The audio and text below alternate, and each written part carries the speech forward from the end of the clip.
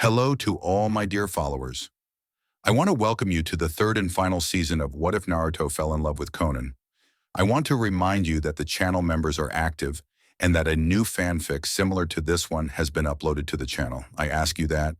When you finish this video, go take a look. Now let's start with the fanfic. Chapter 26, Freedom. Even before the creation of hidden villages, the Land of Rain had always been a target of oppression.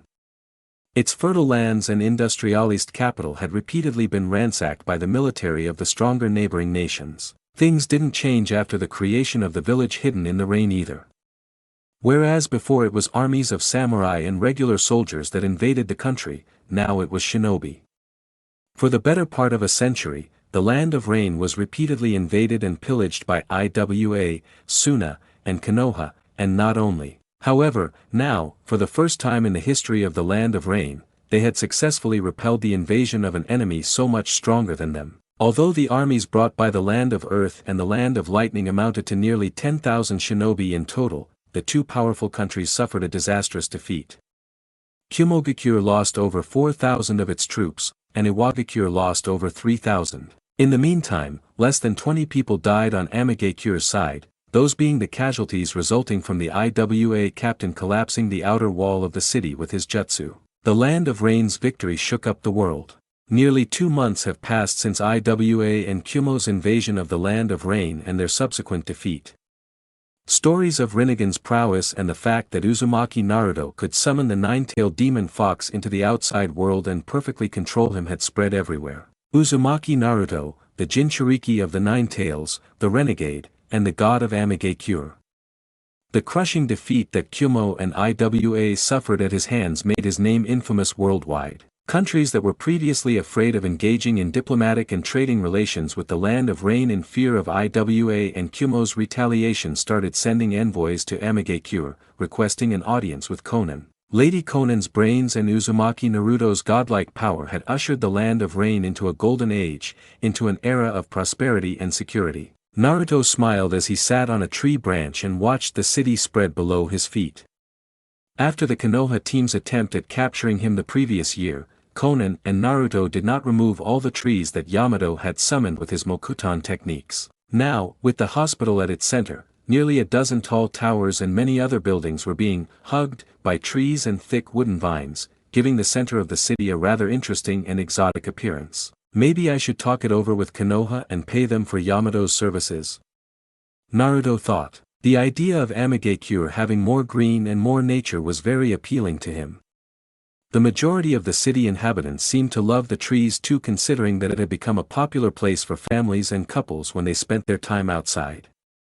It was a spot of green in a jungle of steel and concrete. I better talk to Konan about it. Things weren't as simple as hiring Yamato from the Hidden Leaf and ordering him to grow trees all over the city, because Amagakure's sewer systems could be damaged in the process. And that could become a disaster considering how much it rained in their country.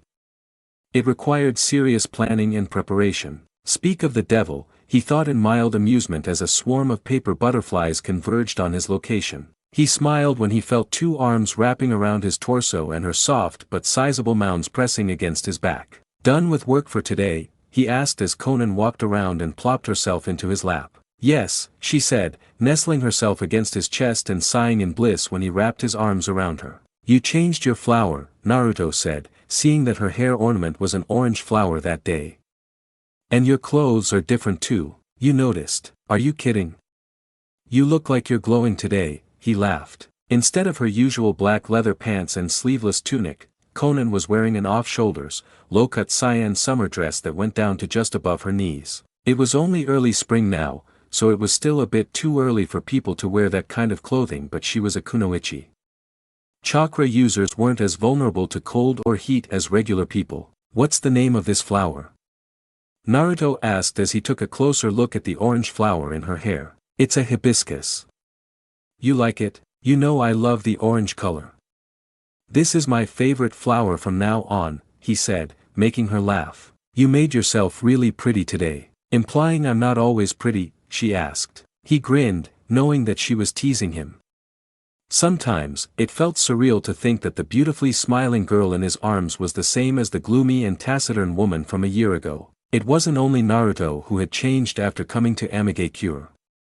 His presence and his relationship with Konan had changed her too.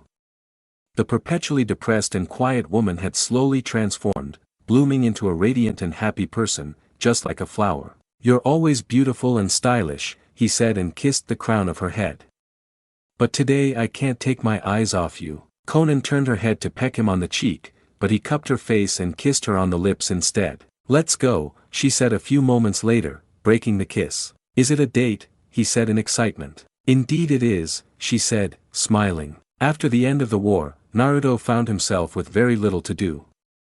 Most of the Chunins and Jonins that he used to train started going on missions again and went back to their ordinary lives. With Iwagakure and Kumogakure suffering a brutal defeat, the Land of Rain proved that it was not to be messed with. Their enemies were cowed into submission, and their village's financial situation became better than ever after they annexed the Land of Rivers and got access to the ocean. He couldn't go on missions either because he was the god of Amigakure. He would either have to wear a henge at all times and be very careful about others not to dispel it, or wear a mask and shades at all times, while also not using any Rinnegan abilities or the jutsus that he was known for. It was a pain in the neck. As for Konan, she was often busy leading the village. He only got to see her in the evening because she didn't like having him next in the office, next to her. She couldn't focus on her work because Naruto couldn't keep his mouth shut to save his life and often distracted her. To make a long story short, Naruto was bored. He was very bored. Hearing that Konan took half a day off to go on a date with him filled him with excitement. He swept her in his arms and jumped off the tall tree, flying at great speed above the village. "Naruto, I'm wearing a dress," she squawked as she pushed her dress down with both hands to protect her modesty. He just laughed as he zoomed through the air with her in his arms. Time passed, and it looked like Amigakure was going to have lasting peace this time around. Despite that several months have already passed since Iwa and Kumo's failed invasion, the two great villages didn't show any other signs of hostility towards the Land of Rain. After a lengthy discussion with Konan, the two of them concluded that it was safe for them to unseal the tailed beasts from the demonic statue of the outer path. And that was how Naruto found himself in the middle of an uninhibited swamp in the Land of Rain, far from any human settlements, and close to the border with Iwagakure's mountain range. He made the hand seals necessary to cast the summoning technique and placed his hand on the ground. Kuchiyos no Jutsu. A large plume of smoke clouded the entire area, only for it to disperse in the next second as a titanic, crimson-red fox appeared out of thin air. "Is it finally time?" Kurama asked in a deep and loud voice, making the surface of the water in the swamp ripple. "Yes. It's finally safe to let them out," Naruto said. Then, he went through the hand seals to cast the summoning technique once again and said, "Kuchiyoi's no Jutsu, Geto Mazo." An earthquake shook the entire swamp, and large cracks appeared in the ground as two enormous hands burst out. Next, a head and a torso climbed out of the ground. When it finally stood up on its feet, the wooden monster was even taller than Kyubi. The demonic statue of the outer path. The husk of the ten-tailed beast. It was a humanoid monster of colossal size. Such a creature could bring about the collapse of an entire nation by itself, even without the amp of the bijou it had absorbed. The husk let out a savage roar at finally getting summoned. "Shut up," Naruto said, and Geto Mazo's roar abruptly stopped screaming. He jumped up and flew until he was on the same level as the demonic statue's torso.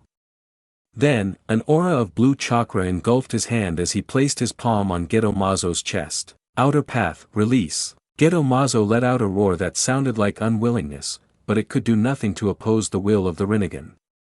Its mouth opened wider than it should have been possible as it started throwing up the bijou that it had devoured. Sealing the tailed beasts into the statue by siphoning their chakra out of Jinchuriki had been an arduous and time-consuming task, but unsealing them happened in the blink of an eye. One by one, the seven-tailed beasts that had been captured by the Akatsuki were spit out of Geto Mazo's mouth. For a few moments, the seven bijou looked at each other and at their surroundings, confused, not quite sure what to make of their situation. But then, their attention was involuntarily drawn to the massive chakra signature coming from the midst.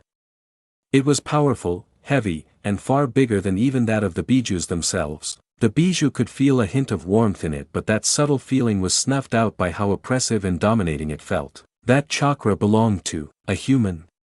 The one-tailed raccoon growled in a mixture of wariness and disbelief. The human's amount of chakra was several times bigger than his. Before you all jump to conclusions, this is Uzumaki Naruto. He is my Jinchuriki, and he has just set you all free from the ghetto mazo. The 7 Bijou turned their attention to Kurama when they heard his words. We are free. The three-tailed giant turtle said, his voice betraying his shock. Making a ram seal, Naruto cancelled the ghetto mazo's summoning, making it disappear with a plume of smoke. You are free to go wherever you want, Naruto told them. Most of the Akatsuki are already dead except for the woman who is now warming your bed, Kurama butted in, laughing at his expense. Not now, Kurama. Naruto snapped at him in annoyance. The fox kept to himself most of the time, but due to how bored he was after the Iwa and Kumo invasion, Naruto often went to visit Kyubi in his home. The two of them had gotten close enough to even laugh and make fun of each other over the last few months. The other 7 Bijou didn't miss the nature of their relationship either. Having been siblings for 1,000 years, they were all well aware of Kurama's character, prideful and arrogant, violent, impulsive, and with a deep hatred for humans. Seeing him act like that around Naruto momentarily left them at a loss for words. What about Gyuki? Where is he? The two-tailed cat asked. Killer Bee, his Jinchuriki, is still alive, Naruto answered. If you wanted to set us all free, couldn't you have killed him too? Shikaku asked. Gyuki and his Jinchuriki get along well. I don't think he would appreciate it if someone killed his human. Nibi said. The four-tailed monkey stepped closer to Naruto and looked at him in confusion before asking, if you are Kurama's Jinchuriki, how is he outside the seal? And how are you still alive? Through the power of the Rinnegan, answered Naruto. I could not unseal all his chakra. One of Kurama's tails is still in my body, but he is free to roam wherever he wants. The eyes of the sage. How did you get those eyes? Nibi asked another question. They were offered to me as a gift. A gift? Who would ever offer the eyes of the sage as a gift, said the four-tailed monkey incredulously. It was a former member of the Akatsuki. But she turned a new leaf and decided to help me destroy the rest of the Akatsuki and set you all free, Naruto answered. He was talking patiently, knowing that the Bijou must have had a lot of questions after spending such a long time in absolute darkness, completely cut off from the rest of the world. Setting us free, why would you do something like that? The seven-tailed beetle asked. Ever since Hashirama Senju captured us and sold us like slaves to the rest of the hidden villages, humans coveted our power and sealed us in many containers in an attempt to use us for war. Yeah, that's right, the six-tailed slug and the five-tailed horse chimed in too. Naruto doesn't need your power. He is far stronger than any other human that came after the old man, Kurama answered for him. His voice sounded as if he were boasting. Besides, he already has me, the strongest tailed beast in the world. Why would he need any of you? That insufferable arrogance of yours is still the same. Shikaku burst in annoyance. It's always the weakest that barks the loudest. You want to have a go at it, you little sand raccoon? Kyubi bristled at him too, goading him to start a fight. There's more to power than one's number of tails, Kurama. The four-tailed monkey said in an offended voice. How about you prove me wrong with actions, not words, monkey? Come, I'll take the two of you both at once. Kurama said, laughing boisterously while the monkey and the raccoon were grinding their teeth. We haven't seen each other in so long. We shouldn't fight. Nibi tried to play the peacemaker between the three of them. Naruto snickered as he watched Kurama interact with his siblings. If someone had told him a few years ago that he would one day watch Kyubi laughing and bullying his siblings, he would have never believed it. As fun as it may be to watch Kurama bullying y'all dash. Who is bullying who? This arrogant human. Figures that Kurama's Jinchuriki would be as irritating as he is. I want to make you an offer. Naruto continued speaking without paying any mind to their shouts. Hearing his words, the seven of them stopped yelling at him, and the five-tailed horse asked, What offer? Are you, after all, really seeking our power? Listen to what he has to say, Kurama told her off. I was suspicious of him at first too, but Naruto is a man of his word. He is not like other humans. Naruto smiled at Kurama's show of support. Although he wasn't saying it, it warmed his heart to see how much the fox trusted him now. I'll start off by saying that humans will never stop hunting you. Sensing that the rest of Bijou were about to retort something, he preemptively raised a hand to silence them. It's a fact. You are too powerful for the leaders of the ninja war to let you roam free. I know you are all very powerful and more than capable of destroying entire armies, but you are also susceptible to sealing and genjutsu. When he put it that way, the Bijou quieted down. They couldn't refute his words. The Akatsuki still has 2 members, of which one is a Uchiha, and he possesses the eternal Mangekyo Sharingan. Putting you under his genjutsu and controlling your mind would be a piece of cake for him. As for the other member, he can use Mokuton release. Even if the other hidden villages won't come after you, these 2 members of the Akatsuki are more than enough to capture you all, one by one, once again. The tailed beasts growled at the mention of them getting captured again. I have a solution to this problem. Bind yourself to me, to my Rinnegan. Sign a contract with me, and I will protect you all with my life. That was your big proposal? To bind ourselves to you, exchanging one cage for another. How very novel. Yeah, I'm outta here. Naruto shrugged his shoulders at the Bijou's jeers. He told them in a serious voice, whoever wants to go, they're free to go. But if you end up in the hands of the enemy, don't expect me to be as polite as I am now. Mind-controlled or not, should you attack my village in the future, I will do everything to protect my home and my people, even if it means that I need to keep you imprisoned in my own body. I understand you hate humans. But not all of us are the same, just like you are not identical to each other either. I do not want to enslave you. I know you aren't monsters or slaves to be used as weapons of war. You are people too in my eyes. So, please. At least listen to what I have to say until the end. Shikaku, who was among the first to turn his back to Naruto, looking as if he were about to leave, stopped in his tracks. A large black rod grew out of Naruto's palm, becoming even longer than he was tall. Nonetheless, for the Bijou, that black rod was no bigger than a toothpick. These are chakra rods. Rods that are created through Rinnegan's outer path. All you need to do is wear one of these on your body. You can wear them as earrings or piercings. It's up to you how you do it as long as they are connected to your body. For example, Kurama wears it in one of his ears. So, what's with these rods? What are they supposed to do? The beetle asked. They will bind you to my Rinnegan's animal path. Our chakras will meld, and I will be able to summon you. You would be able to summon me to your location too if you wanted. But more importantly, Kurama cut Naruto off in order to explain what he, himself, was most excited about. Genjutsu will no longer work on you. Are you being serious? The 3-tailed turtle was the first to ask. As someone who has suffered at the hands of Uchiha Obito, he understood better than most how important that was. It's as he says, Naruto confirmed. Due to our chakras being linked to each other through the outer path's rods, there is a constant exchange of chakra between me and you.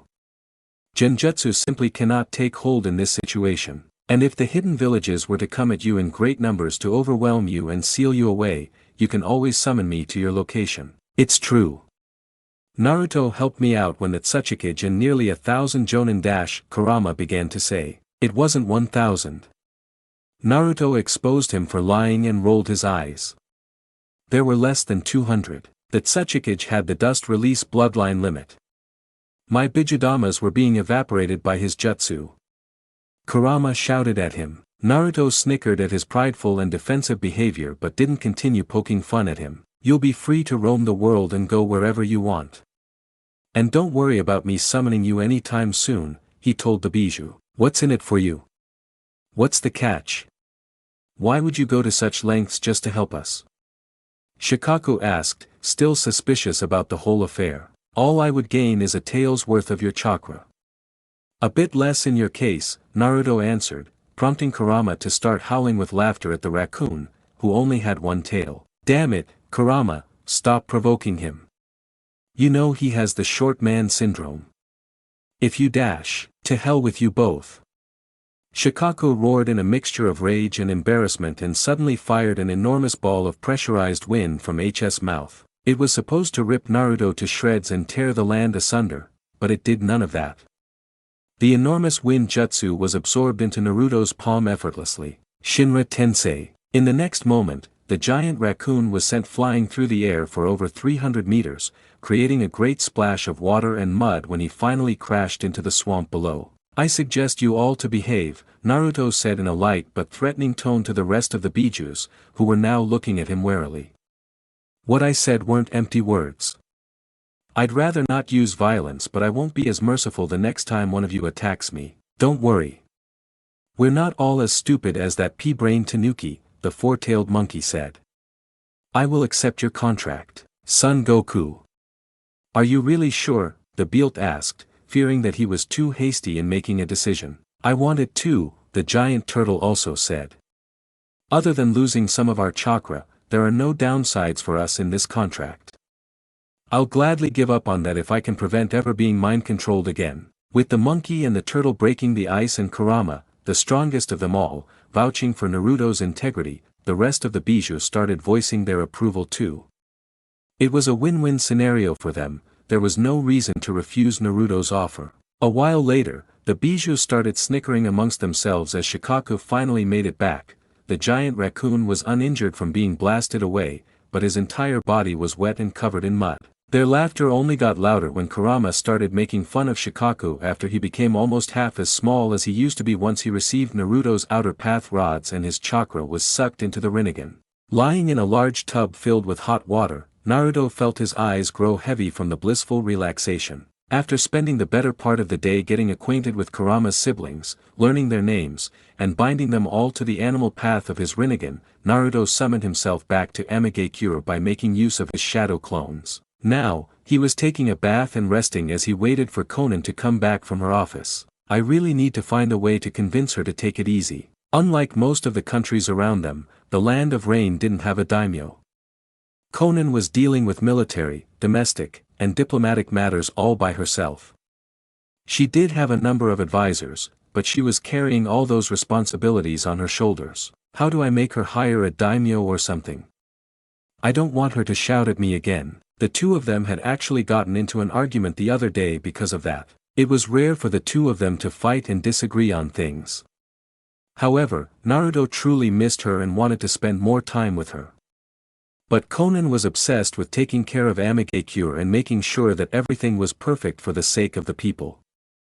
She was a workaholic. He took a deep breath and submerged himself under the water, letting out bubbles as he blew out a sigh. I should get out, he thought when it dawned on him that the water was starting to cool off, a sign that he had spent a long time in the bathroom. But, right as he was about to stand up, the door of the bathroom was pushed open so hard that it was almost blown out of its hinges. Konan.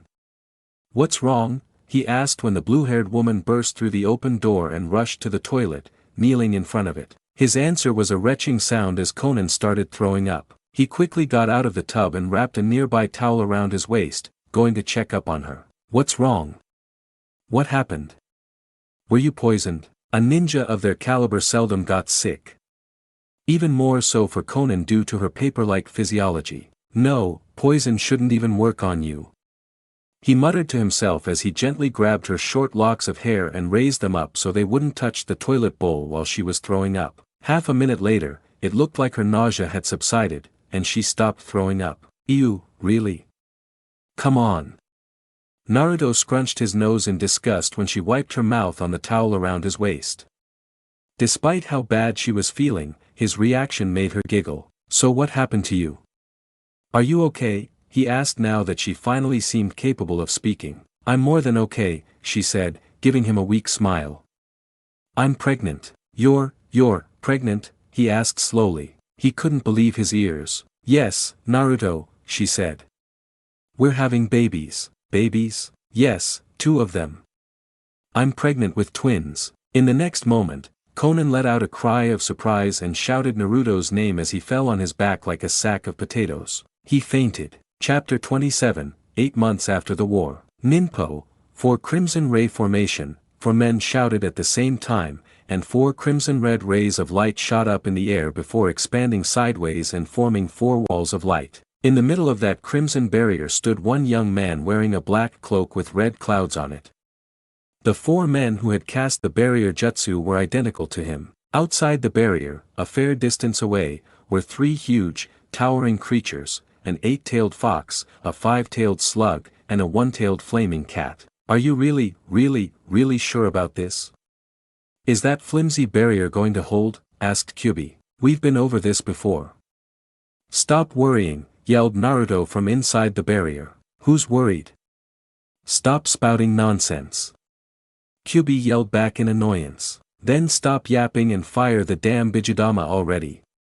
Naruto shot back. Alright. Fine. I'm going to shoot it now. I'm really doing it. Saiken and Matatabi watched their interaction in amusement. You just can't be honest with your feelings, can you?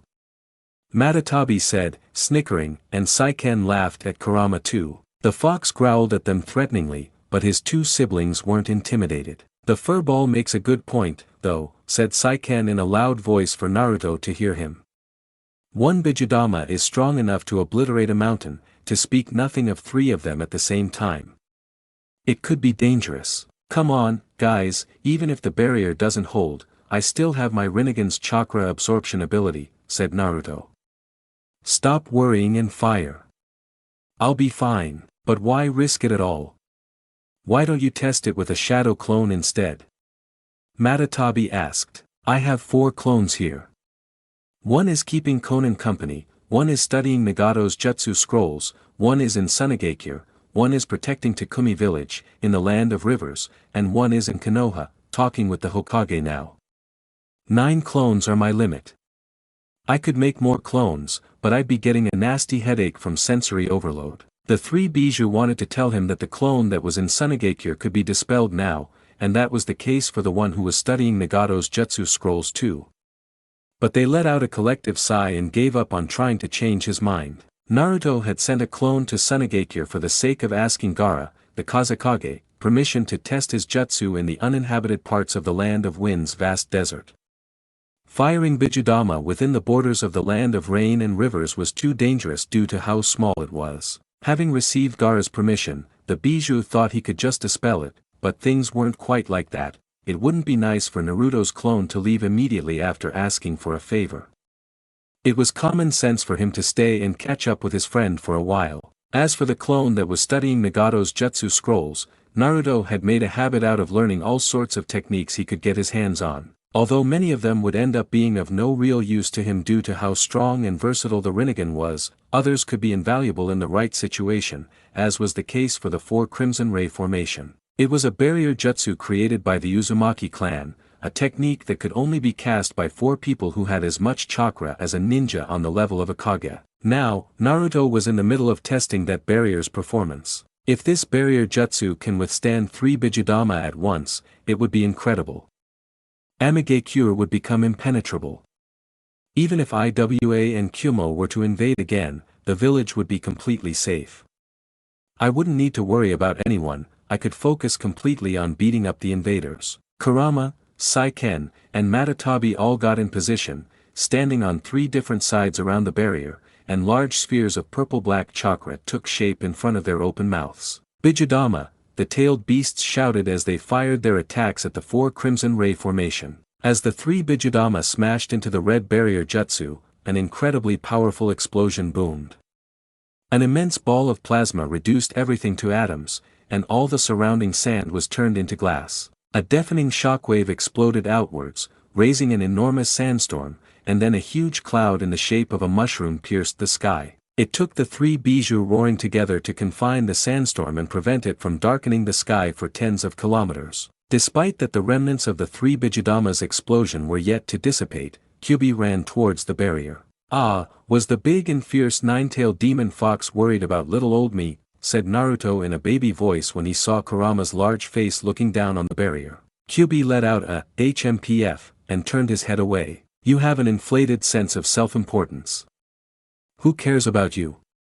Kyubi said, flicking his large tails in annoyance and stirring a great gale of wind. Naruto and his 4 shadow clones sniggered together at the Tsundere fox. Soon enough, the other 2 Bijou approached the site too. I've never seen a barrier jutsu this powerful, said Matatabi. Kumogakure had some formations too, but none were anywhere close to this. I can't believe there's not even a crack on the barrier after taking 3 Bijudama at once, Saiken said too. It was as they were saying. Other than its walls shuddering and bending for a moment, the 4 Crimson Ray formation held out perfectly. The 3 Bijudama exploding at once were not even close to powerful enough to destroy it. Thanks for the help, guys, said Naruto. Shall we go home now? Don't do such dangerous things next time, Madatabi chided him. What if the barrier didn't hold? What if you got injured, or worse? Yeah, sorry, Mom. The giant cat hissed at his sarcasm in annoyance which only increased when Saiken and Kurama laughed at her. The raccoon went back to the deserts of the land wind, but far away from Tsunade, the turtle returned to the sea, traveling the world after being imprisoned for so long. The horse and the monkey started roaming the continent west of Iwagakure together, and the beetle made a home for himself in the forests of the land of waterfalls. However, Saiken, Madatabi, and Kurama decided to stay behind and live in the land of rain and rivers. For Kurama, it was simple. Naruto was his best friend, and he had already dug out a den for himself in the mountains at the border between earth and rain. Saiken was a slug. A gigantic slug made of chakra but still a slug. He loved warm and humid places, so the land of rain was the perfect environment for him. Furthermore, Saiken was, in Naruto's opinion, the least malicious out of all his Bijou siblings, so he preferred to avoid conflict if possible. Going back to the land of water would undoubtedly lead to strife and war with Kirigakure's shinobi. Lastly, Saiken desired his siblings' companionship too. Therefore, staying in the land of rain was like hitting 3 birds with 1 stone: comfort, safety, and companionship. As for Madatabi, she didn't particularly like the land of rain, nor did she particularly desire to be in other Bijou's company. But she knew that the land of lightning would spare no expense to capture her again. Having experienced the strength of the first 3 Raikages, she understood that it wouldn't be safe to return there. It was wiser for her to live in the canyons of the land of rivers, away from the wetlands, but still very close to Kurama and Saiken. Naruto could have made his shadow clone summon him back to Amigakure, but he decided to walk with his 3 Bijou friends on his way back from the land of wind. He had unsealed the tailed beasts from the demonic statue of the outer path several months ago. After spending the entire summer together with Kurama, Saiken, and Madatabi, he had become close to them. It was to the point where even Madatabi, despite her reserved personality, started seeing him as a friend and fussed over his safety when he was being reckless, like before. The Bijou took great care not to get too close to human settlements, but the inhabitants of the land of rain and rivers had become accustomed to seeing their gigantic silhouettes in the distance. Nonetheless, none of them was crazy enough to go and poke at the Bijou with a stick. They knew to stay out of their way. A few months later, time passed, and autumn came. More than half a year had passed since Iwagakure and Kumogakure attacks on AIM.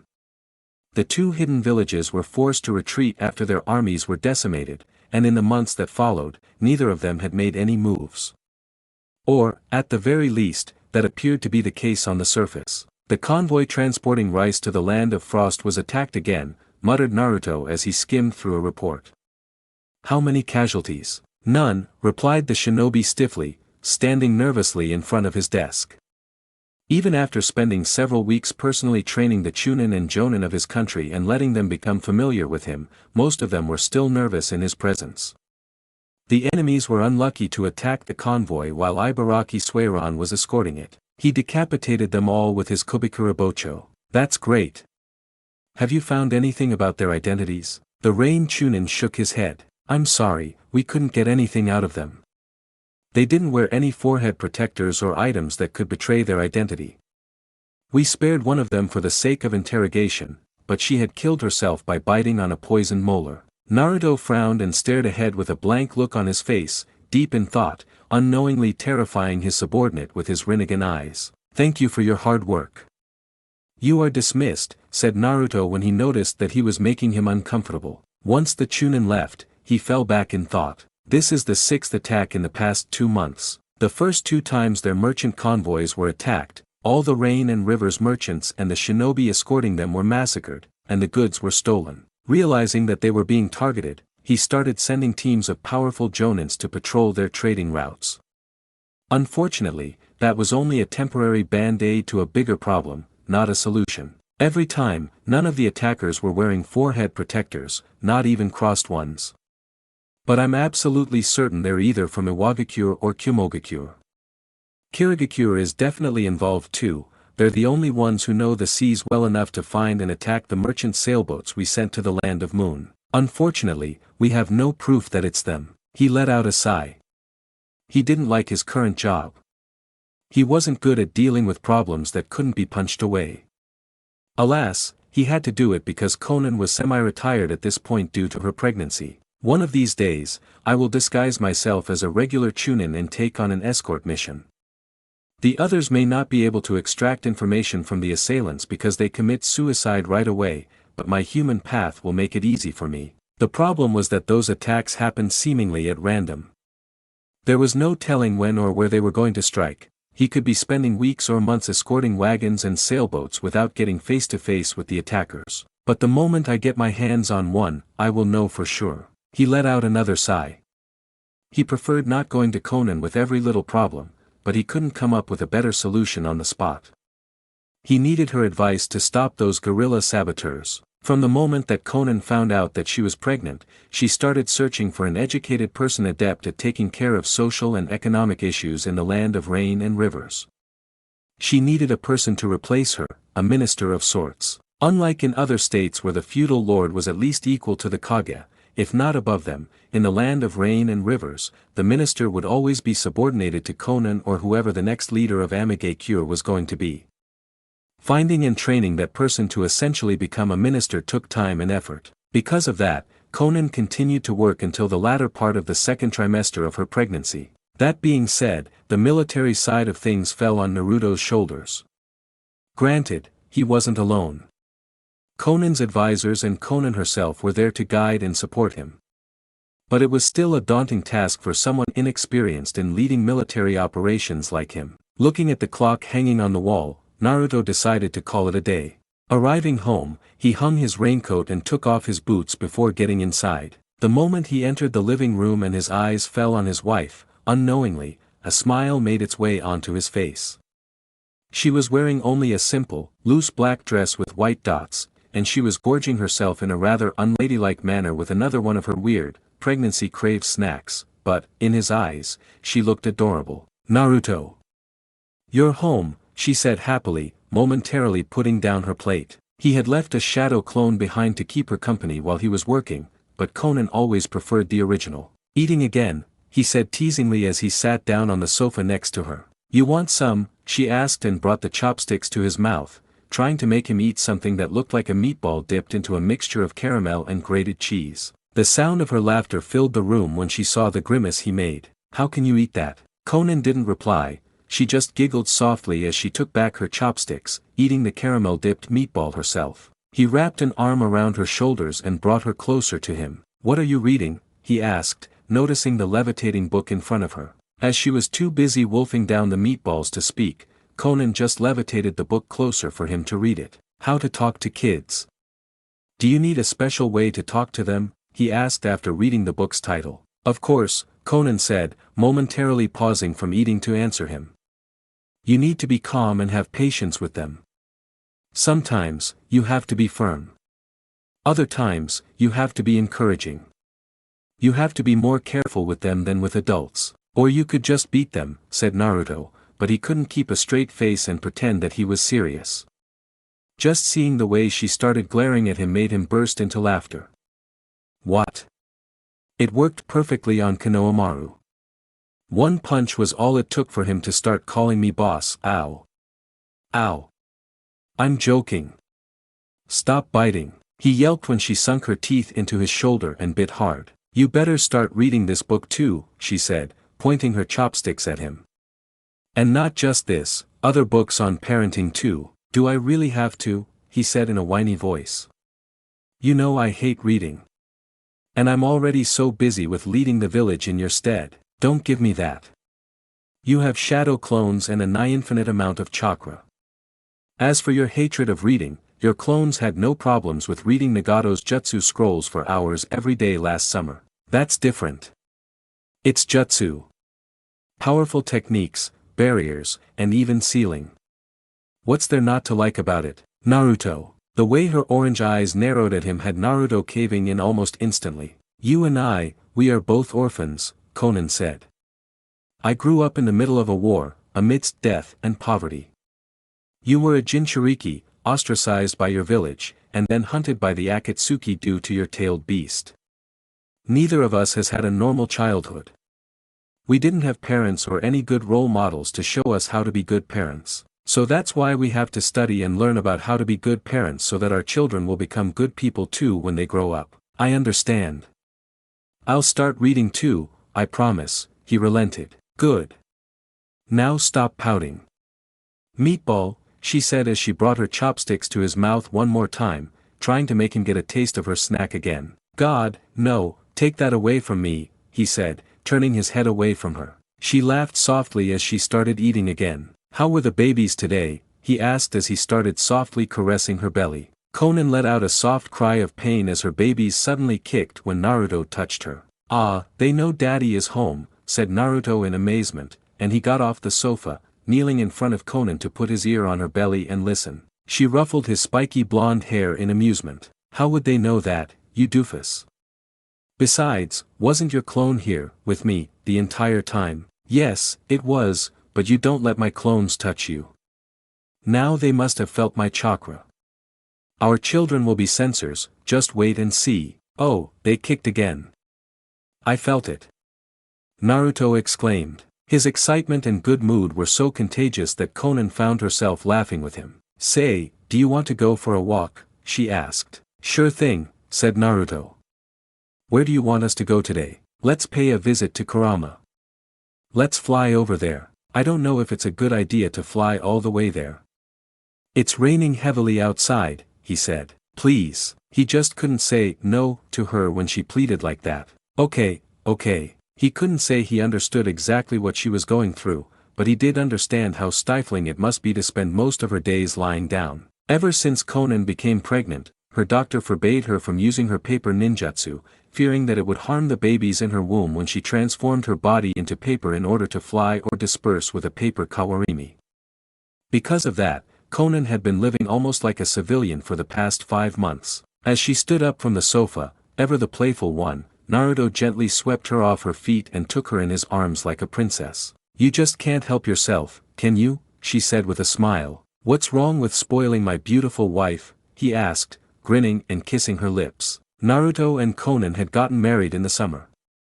It had been a quiet, private affair, with only a few people getting invited.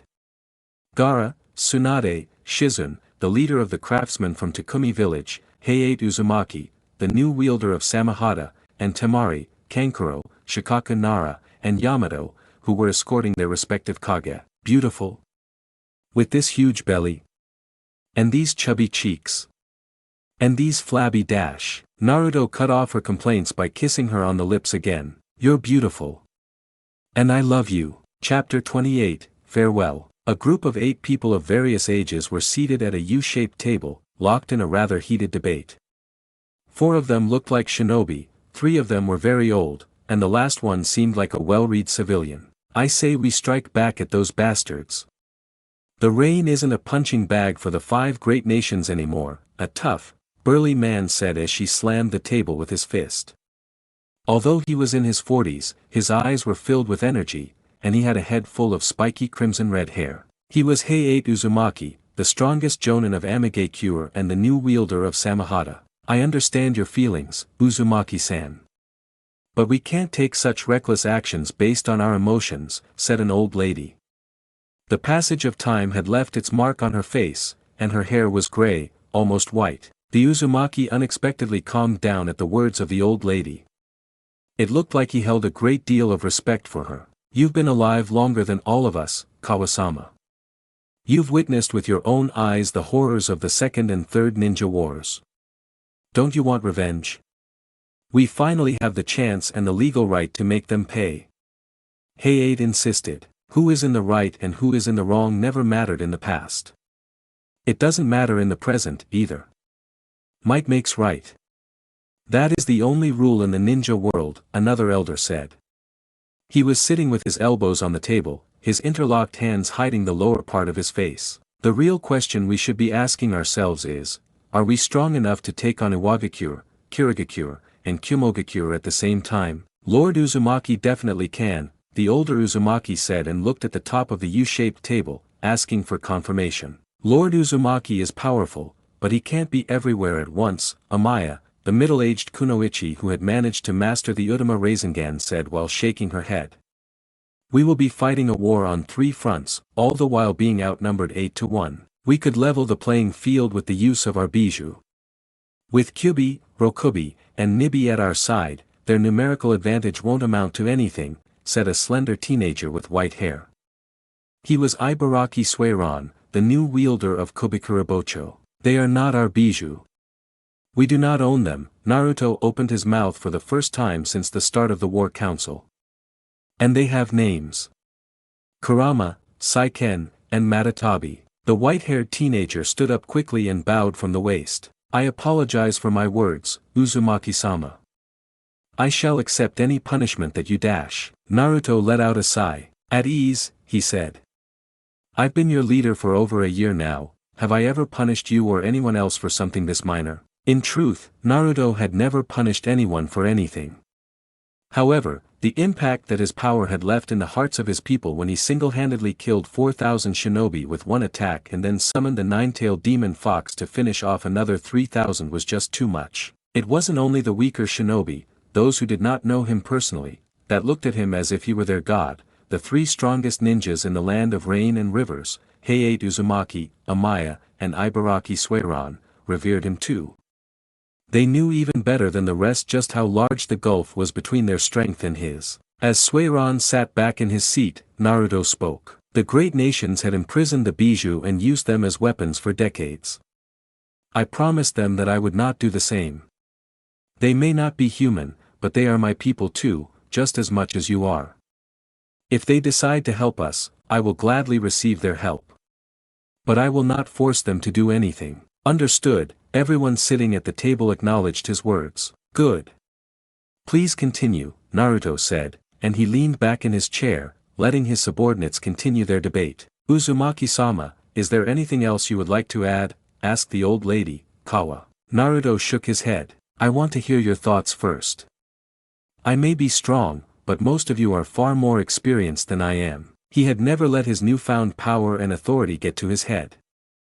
He understood that when it came to leading a village, he was still a greenhorn. Power did not equal wisdom. He had much to learn. His subordinates started debating again about the pros and cons of starting a war amongst themselves. What about our finances? Genji-san, the third elder, a man with a rebreather covering his mouth and wearing a turban on his head, asked. The man in question, Genji, was old too, in his 50s, but he was entirely different from the rest of the people gathered at the War Council. He was rather thin, his smooth brown hair was styled in a chanmage knot, and he was wearing a formal black kimono and a pair of silver-rimmed glasses. He was the new Prime Minister of the land of rain and rivers. Despite his lofty position, Genji did not dare look down on anyone gathered at the table, not even on Suiron, who was the youngest among them. After all, he was only a civilian, not a shinobi. Our economy is booming. According to my studies, the land of rain and the land of rivers had never experienced such a prosperous age in the past. Over the past year, we have amassed a significant amount of wealth and resources. Our trading agreements with Konoha and Suna are immensely beneficial, and I firmly believe that our ties to them will only become stronger in the eventuality of a war. I cannot comment on our country's military might, but, when it comes to the logistics, we have nothing to be worried about should a war break out. The reason for their discussion was that Amaya had managed to capture one of the Nuknins, who kept targeting the merchant ships and convoys of the land of rain and rivers. She had placed him under a genjutsu before he could commit suicide like all of them did upon being captured and brought him to Amigakure. Making use of Rinnegan's human path, Naruto extracted all the information from the captured shinobi's brain. It was as they had all suspected. The attackers were not actual Nuknins but Black Ops shinobi who were secretly sent by Iwagakure, Kumogakure, and Kirigakure. Terrified by the Rinnegan's prowess, the 3 didn't dare start an actual war, so they employed different tactics to harass and inconvenience them. Suddenly, Naruto stood up in a hurry. I'm sorry, everyone. Konan is about to give birth. Not a second later, he disappeared from their midst with a puff of smoke. His shadow clone had summoned him to Konan's side. At the same time, in another part of Amigakure, Konan and Naruto were in the middle of decorating their home. "There are still 3 weeks until the Rinne festival," said Naruto as he opened a box filled with garlands. "It's a little early, but I like the decorations," Konan said while opening a box with glittering globes and rope lights. "I used to not care about the Rinne festival before." Nagato, well, let's just say he wasn't a happy person. I wasn't a joyful person either. Our lives were marked by grief, war, loss, and pain. I had never celebrated this holiday until last year. Until I met you. Naruto came to peck her on the cheek before going to the other side of the window. As the two of them worked together to hang a curtain of purple and red lights, he also said, "It was the same for me too. I was always alone during holidays, and there were no missions at that time to distract me from it either. And when I left the village with Jiraiya, he always went to a brothel during the holidays. I didn't celebrate the Rinne festival properly until I moved to Amigakure." Naruto finished hanging his corner of the light curtain first and went to Konan to help her with hers too. Suddenly, Konan let out a cry, and a stream of clear liquid fell down, creating a puddle on the hardwood floor. Naruto let the end of the curtain fall and rushed to support her body. "My water just broke," she said. "Ah, shit, what do I do?" "Tell me what to do," said Naruto quickly in a panicky voice. Konan let out another moan of pain before saying, "Summon the real you." "Okay, I'll do it right away." Kuchiyos no Jutsu. Once Naruto was summoned in front of Konan, the shadow clone went to the window and opened it wide. "Can I carry you in a princess carry? I think, it should be fine," she said, her face scrunched up from the pain of her contractions. Gently taking her in his arms, Naruto rushed to the opened window and jumped out through it. In mere seconds, he appeared at the hospital. The sight of their god appearing with the heavily pregnant Konan in his arms instantly put the medical personnel on high alert. In no time, Konan was placed in a wheelchair, and the two of them were led to the birthing room. "Is Shizune still at the hospital?" Naruto asked one of the nurses. "Shizune-sama is in the middle of a surgery. She might not be able to assist Lady Konan as a midwife," the nurse replied respectfully. The reason Naruto's clone went to Konoha a few months ago to talk to Tsunade was so they would arrange for the legendary medic to train the medic needs of Amigakure. Naturally, seeing as Tsunade was the Hokage, she couldn't leave her village for that. She had to send one of her trusted apprentices in her stead. Her first intention had been to send her best apprentice there, Sakura. But Naruto didn't want her, and Sakura didn't want to leave Konoha either. In the end, it was decided that Shizune would be sent to Amigakure to instruct the rain medics. That being said, although Shizune had not been able to master Tsunade's famous strength of 100 jutsu, she was still an excellent medic that Tsunade trusted and valued. She was more than capable of serving as a mentor for other medics.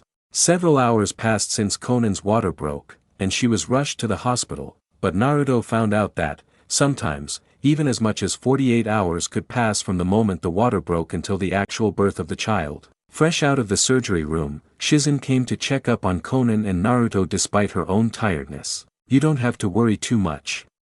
Konan is a strong kunoichi. It's unlikely that there will be any complications. You should get some rest, but I can't leave her alone now. I want to stay here, by her side, and watch over her." "Are you sure?" "We don't know exactly when she'll give birth, but it could still take a good while," Shizune said. Seemingly ignoring her advice, he momentarily took his eyes away from Konan to look at Shizune and said seriously, "Announce to the entire staff of the hospital, when the morning comes, I will cast the 4 Crimson Ray formation around the hospital. Nobody will exit or enter the building without my shadow clone's consent." Shizune looked at him, startled. "Isn't this a bit too over the top?" Naruto turned to look back at his sleeping wife and took her hand into his. "On the day of my birth, the Uchiha Madara impostor attacked my parents, threatened to kill me, and kidnapped my mother before unsealing the Nine Tails, Kurama, from her. I won't let anything like that happen to my wife and kids too." Iwa, Kumo, and Kiri are seething in helpless rage now. They would do anything to see me and Konan dead. I can't take any risks. Now, when I'm the most vulnerable, would be the perfect moment for them to strike. I understand, Shizen replied. I'll also make sure to clear the entire floor and relocate the other patients for the duration of her labor. Thank you, Shizune-chan. The older girl smiled at the affectionate way he addressed her. Is there anything else you need? She asked. No. Just don't let anyone other than the midwife and a nurse come here. I will be staying here, scanning the entire village with my negative emotion sensing and with my sage mode too. My clones will do that as well. Everything is going to be fine. Don't worry, Shizen smiled and squeezed his shoulder in support before taking her leave. Soon, morning came, and with it, four crimson-red walls of light suddenly appeared in the center of Amigakure, encasing the entire hospital building into an impenetrable barrier. Other than the 4 shadow clones maintaining the 4 crimson ray formation, Naruto created 4 more clones and sent them out, stationing them at various strategic places on the outer walls of Amigakure. Feeling himself starting to get tired and knowing that it was wiser not to exhaust himself, he created a 9th shadow clone and asked it to keep a watch on Konan while he rested. Letting himself fall on the tall backrest of the chair that the nurses had prepared for him, Naruto closed his eyes and fell asleep. The moment he closed his eyes, he found himself in a strange space. It wasn't his mindscape, it was simply too bright, almost blindingly so, and he could not see the ends of it either. Although it was only the second time he came to that place, he recognized it right away. It was the place where he had met his father's chakra remnant during his fight with Pain. He looked around for a few moments restlessly. Eventually, a voice came from behind him. Naruto. Turning around, Naruto forgot whatever he was about to say as he was faced with a woman not much older than himself. She was wearing a simple green dress, and she was half a head shorter than himself, but her very long crimson-red hair and the fact that he knew that he was inside his seal gave away her identity right away. Mother? His quivering voice, filled with emotion, made Kushina's eyes fill with tears instantly, and she ran to him, throwing her arms around his neck. Naruto wrapped his arms around her too, hugging her for all she was worth. He didn't let go of her for a long time. Eventually, they parted, and Kushina cupped his face with her hands, caressing his whiskered cheeks tenderly with her thumbs. My baby boy, you've grown so much, she said in awe. Naruto let out a shaky laugh. He was on the verge of crying too. I never thought I'd get to meet you one day, he said. On the day we died, Minato infused a part of my chakra into the seal too. It was all for the sake of helping you control Kyuubi's powers when the time came. We both thought you'd have to fight a bitter battle in order to defeat the fox. Imagine my surprise when you opened the seal, but Kyuubi didn't attack you. After I got these eyes, I became strong enough to defeat Kyuubi and forcefully take his power for myself, but I didn't want to do that, Naruto explained to her. Being arrested and thrown into prison made me understand exactly just what the Bijou had gone through all these years. After Hashirama captured them, they spent nearly a century in prison and forced to become weapons of war. I didn't want to treat the Bijou in the same way. They have names, you know. They are intelligent, and they have feelings too. They aren't mindless beasts. So I struck a deal with him.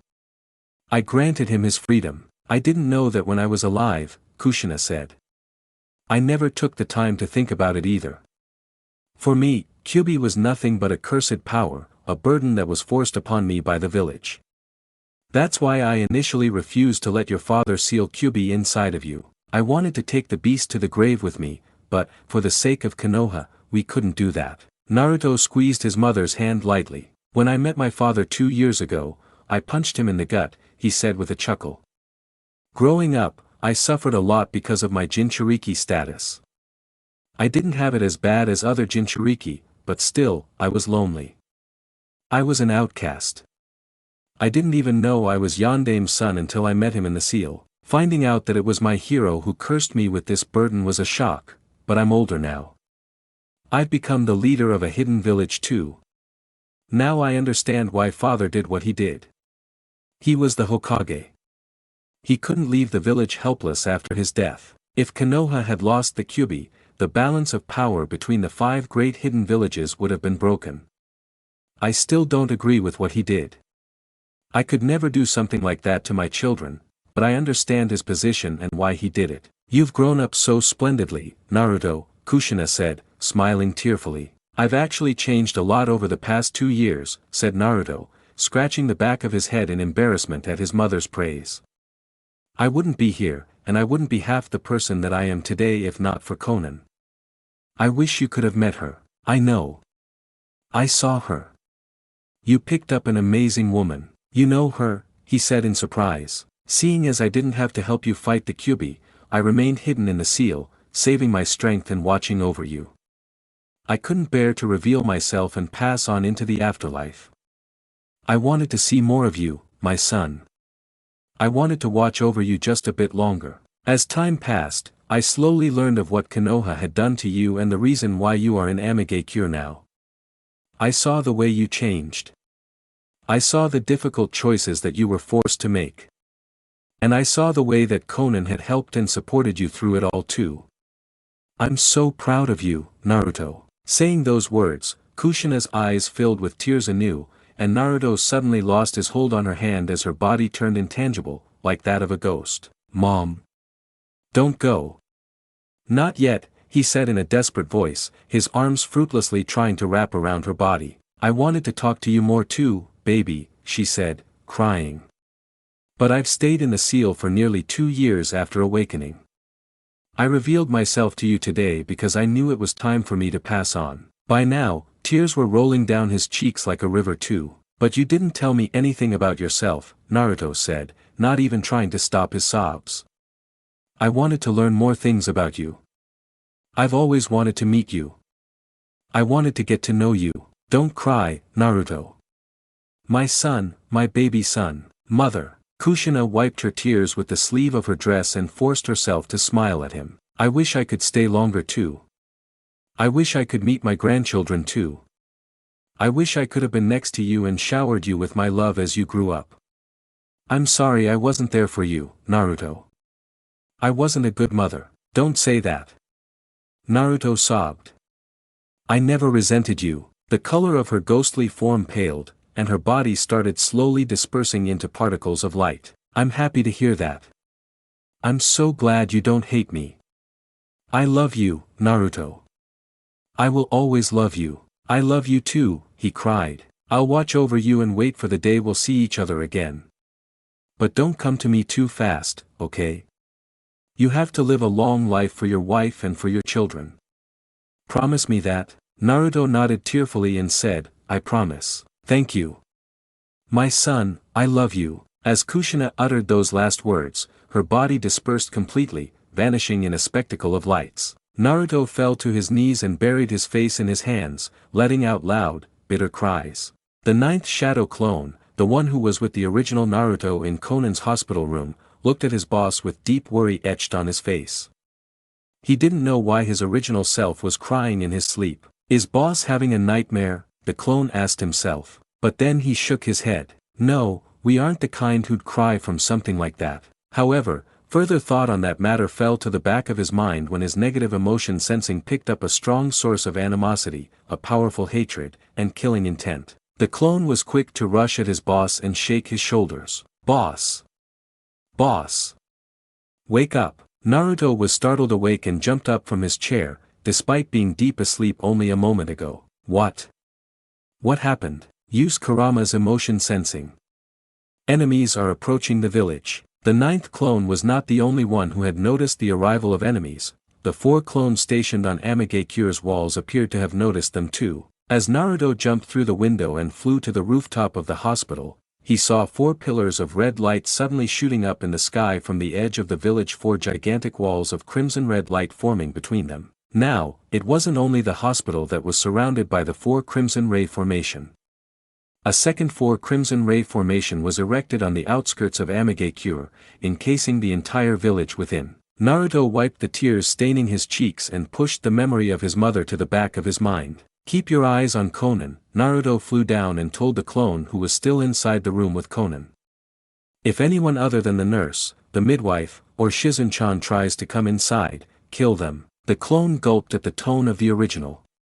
He didn't know just what had suddenly made his boss act like that. Are you sure? Dispel yourself, Naruto said, and he created another clone right away. It was easier and faster to do that instead of verbally explaining to the clone his encounter with his dead mother inside the seal. No one is allowed to come here. Nobody except for the nurse, the midwife, and Shizen-chan. Use your negative emotion sensing at all times. The moment you detect anyone holding ill intent towards Konan or our children, kill them on the spot. Understood, the new clone said seriously. Good. Take care, Naruto told the clone before flying away. The 4 clones protecting the hospital opened a hole in the formation, allowing Naruto to pass through. Then he made a series of quick hand seals and took in a deep breath before spewing a long stream of fire from his mouth. The stream of fire proceeded to rise high into the air, covering a large portion of the sky above the village. As he held his hands in a tiger seal, the stream of fire blanketing the sky took the form of 2 enormous flaming kanji, enemy attack. The moment he lit up the fire signal, a loud alarm rang throughout the village, and hundreds of shinobi rushed to the city walls. Pleased with his shinobi's swift response, Naruto took one last look at the village below before heading towards the second 4 Crimson Ray formation, the one that had encased the entirety of Amigakure within. As his clones made a hole in the barrier, Naruto flew outside the formation and waited on the island's shore, his Rinnegan eyes pinned on the horizon, in the direction from which his negative emotion sensing felt the enemy approaching. It didn't take long for the enemy to appear in his line of sight. Dozens of people were standing on the back of an enormous clay dragon flying through the sky. Naruto's eyes narrowed when he took in their appearance, involuntarily focusing on a particular individual who, from a distance, looked no different from his former teammate, the one that he used to consider a brother in the past, Uchiha Sasuke. However, as they got closer, details that couldn't be noticed before became obvious now. Uchiha Sasuke's skin was now covered in snake-like scales, he had claws instead of human hands, for horns grew from his forehead, and a large white snake grew from his back, like a tail. His eyes moved from Uchiha Sasuke's mutated appearance to that of the rest of the people standing next to him on top of the huge clay dragon's back. Nagato. Uchiha Itachi. He muttered the names of 2 of the most powerful shinobi that he had ever faced, but they weren't the only ones worthy of his attention. Deidara, Sasori, Kakuzu, and, is that Kimimaro? Zabuza and Haku too. Many people who should have been dead were now seemingly alive, standing at Uchiha Sasuke's side. Is this the jutsu Orochimaru used to kill Sandaime? Is this Edo Tensei? Chapter 29, Overwhelming, Many people who should have been dead were now seemingly alive, standing at Uchiha Sasuke's side. Is this the jutsu Orochimaru used to kill Sandaime? Is this Edo Tensei? Naruto had heard the story of how Orochimaru had summoned the first and second Hokages to fight at his side when Sound and Sand invaded the Leaf during the Chunin exams, and he had also seen mentions of Edo Tensei among Nagato's jutsu scrolls. But that was the first time he was seeing the technique with his own eyes. Raising the dead and enslaving their souls to obey your commands and fight for you, how vile do you have to be to do something like that? Uchiha Sasuke and the reanimated shinobi jumped off the clay dragon, landing on the surface of the lake with a splash. Yo!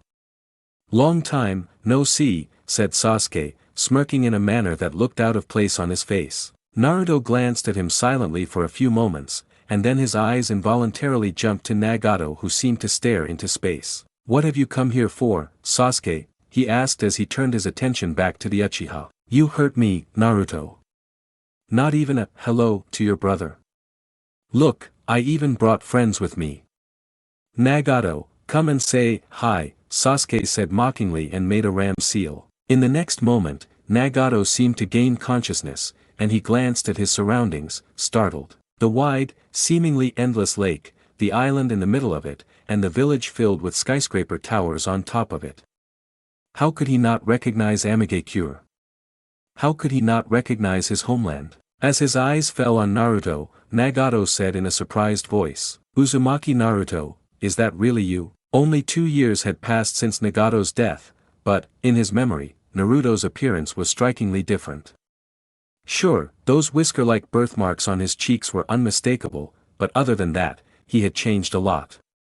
He was taller, and his build was broader, he was an adult now. Furthermore, his blue eyes were replaced by a pair of purple, ringed eyes, the Rinnegan. Yes, it is me, Naruto answered quietly. You're in Amigakure.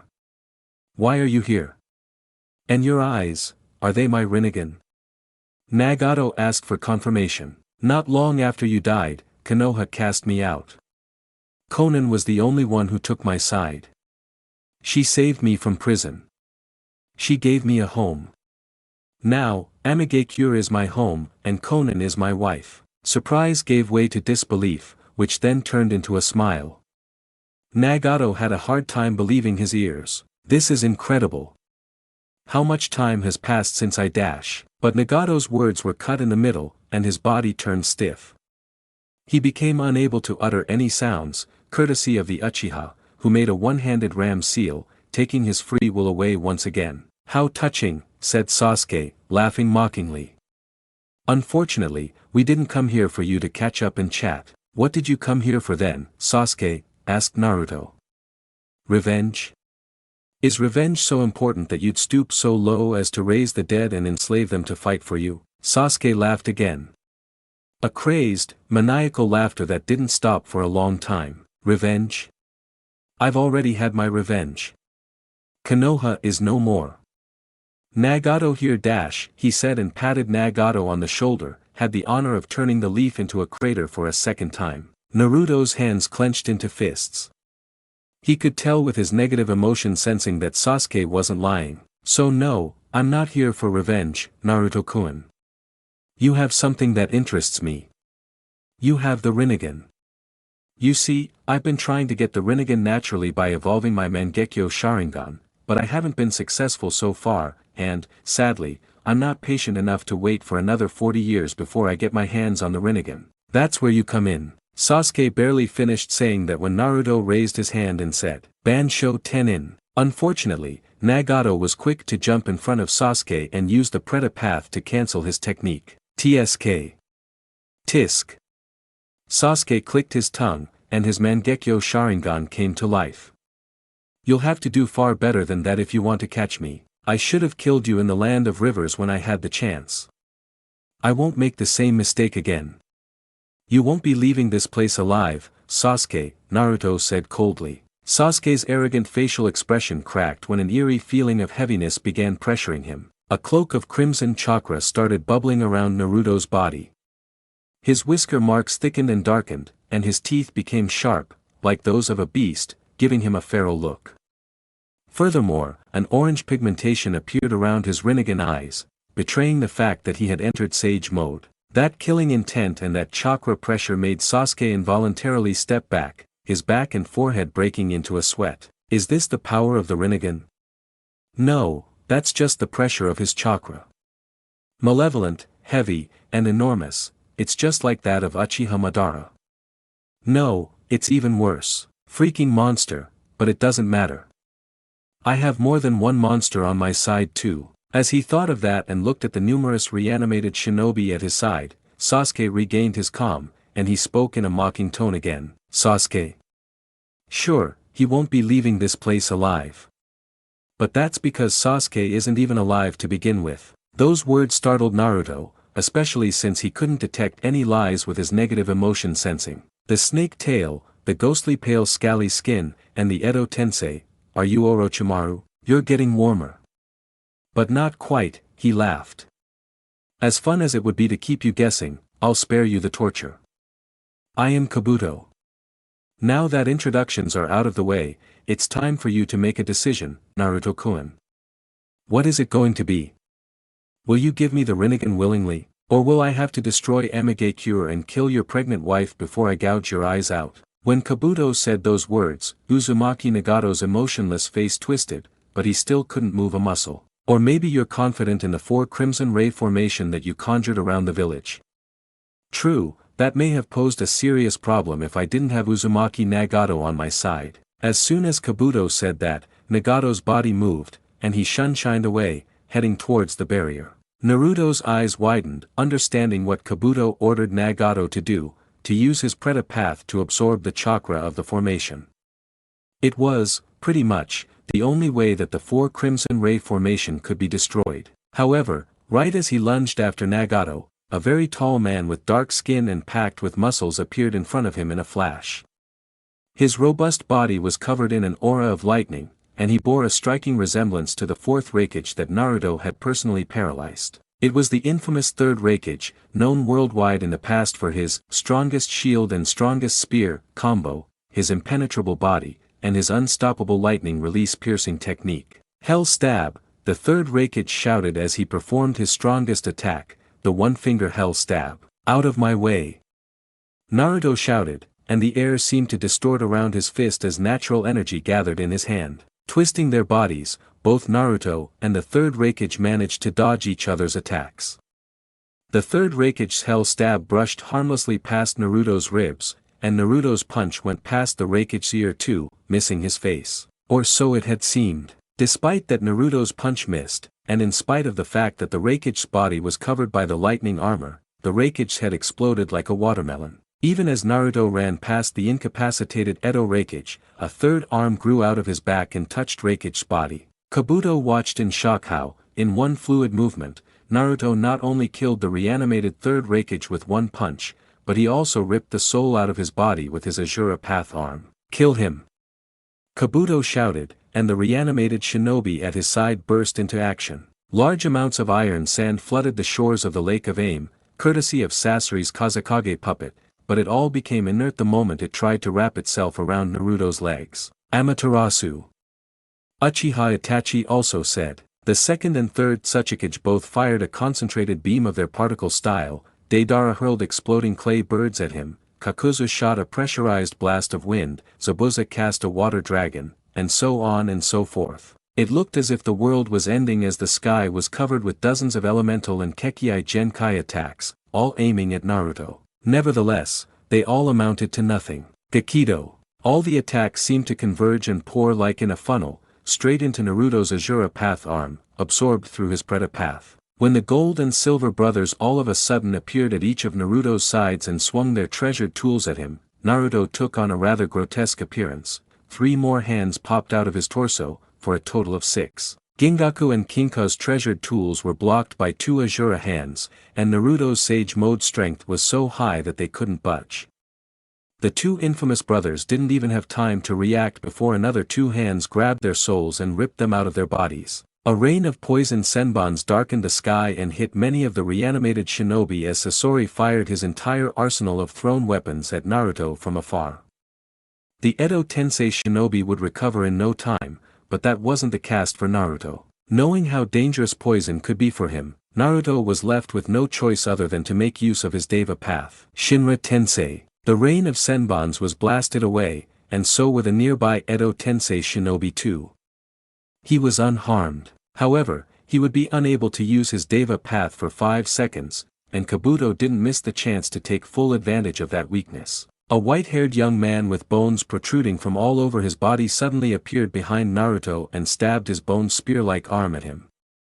At the same time, Kakuzu's numerous Jiangu threads came out from the ground to impale him. Kaio's and Sasori's puppets lunged at Naruto with their melee weapons too, and so did the 3 swordsmen of the mist that had been reanimated too. A thunderclap rang as Naruto slapped 2 of his palms together, and a blinding wave of lightning was discharged from his body, obliterating the ninja puppets and electrocuting to the point of death every single one of the reanimated shinobi in his surroundings. Nagato!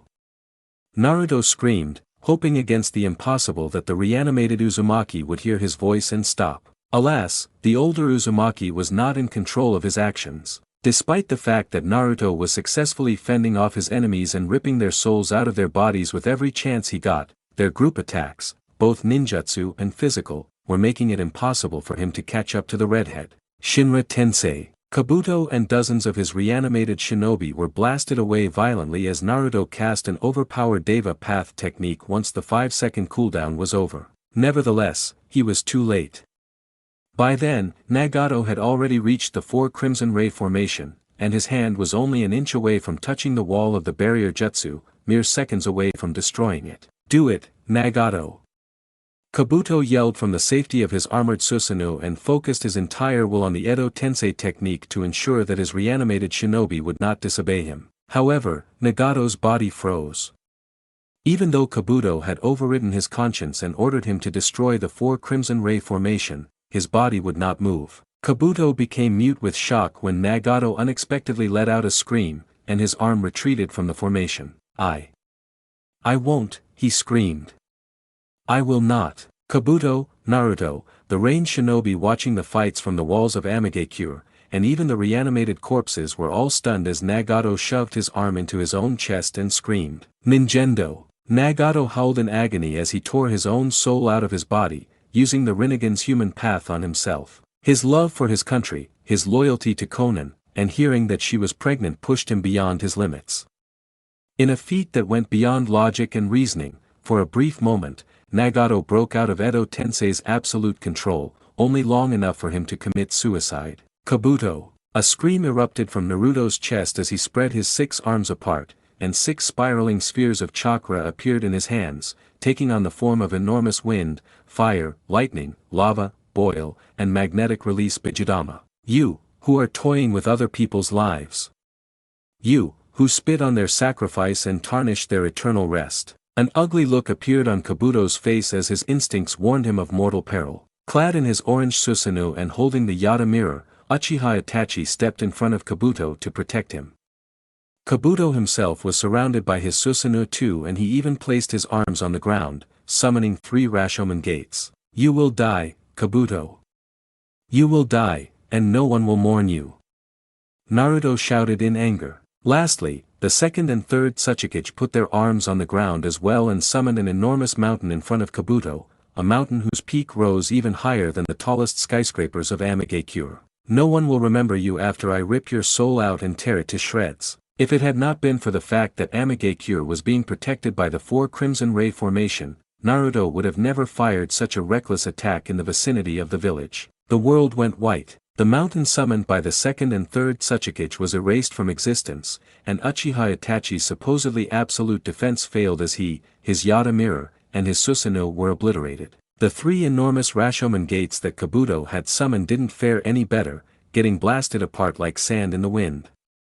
Kabuto's Susanoo was shattered like brittle glass too, the force of the 6 elemental Bijidama exploding at the same time having been too powerful for it to withstand it. The walls of the 4 Crimson Ray formation twisted and undulated dangerously, and a huge chunk of the lake was evaporated together with the bed lake and the rest of the island outside the barrier jutsu, leaving an enormous, miles-wide crater behind. All the reanimated shinobi had been obliterated by the explosions as well, but they were starting to regenerate. As the waters of the lake started filling the huge gap left by the explosion, Naruto rushed at the remains of the Edo Tensei corpses and began ripping their souls out. In their state, they couldn't put up any resistance, they were killed instantly. Dozens of them lost their lives every second. You won't get away. Naruto shouted when he was done finishing off the regenerating Edo Tensei. He realized thanks to his Sage Mode senses, that Kabuto had somehow managed to survive the explosion and that he had turned himself into a liquid form and blended with the waters of the lake, trying to slither away from the battlefield unnoticed. Bansho Tenin. Panic washed over Kabuto as he felt himself getting pulled out of the lake despite being in a liquid form. I didn't want to do this, but you left me no choice, he shouted and slapped his palms together, like in prayer. Kuchiyos no Jutsu. A white wooden coffin came out of the water, and Kabuto slammed into it with a heavy thud, but fortunately, it withstood the impact and also stopped the pulling force of Naruto's technique. Kabuto let out a breath of relief and then actually started laughing when he noticed that Naruto seemed to have become petrified once the coffin's lid dropped, revealing the shinobi inside. Ha! Are you scared? Is the mighty renegade terrified? What happened, Naruto-kun? Did the cat get your tongue? Why so serious? A mane of spiky black hair, red Mangekyo Sharingan eyes, wearing a crimson-red armor consisting of numerous metal plates, and holding a kama in his left hand and a gunbai in his right hand, that shinobi was unmistakable. His enormous statue in the Valley of the End was a sight that not one person in the Land of Fire had not seen at least once in their lives. Everyone would be able to recognize that man. He was Uchiha Madara. While Kabuto started laughing, thinking that Naruto was petrified with shock at the fact that he had summoned the legendary Uchiha Madara with his Edo Tensei technique, the reality was that Naruto's mind was somewhere else entirely at that moment. It was the Rinnegan's shared vision with his shadow clones that left Naruto stunned, not Uchiha Madara's appearance. Right after he cast Bansho Tenin to pull Kabuto out of the lake, Naruto saw through the eyes of his shadow clone how Konan started wincing from the contractions and the nurse and the midwife rushing to her. Naruto, hold my hand, please, Konan pleaded. I'm sorry, Konan. I'm just a clone.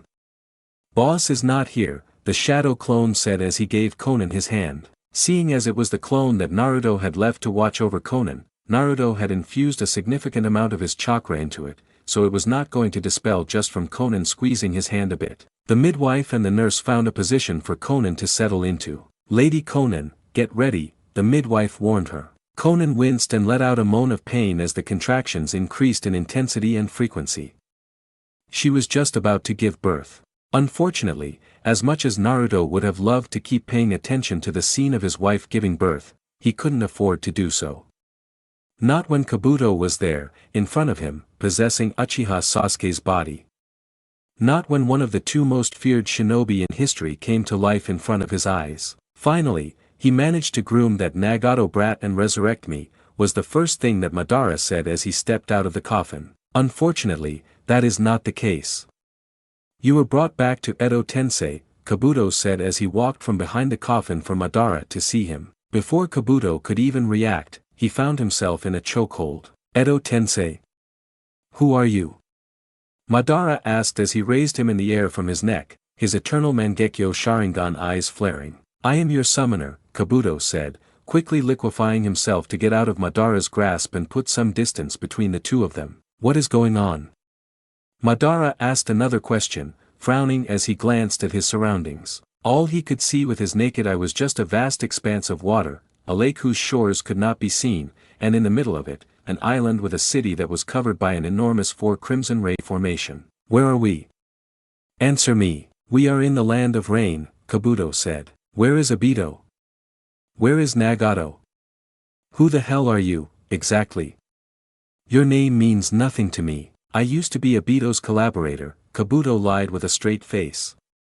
"But both Obito and Nagato are dead, and so is Zetsu too.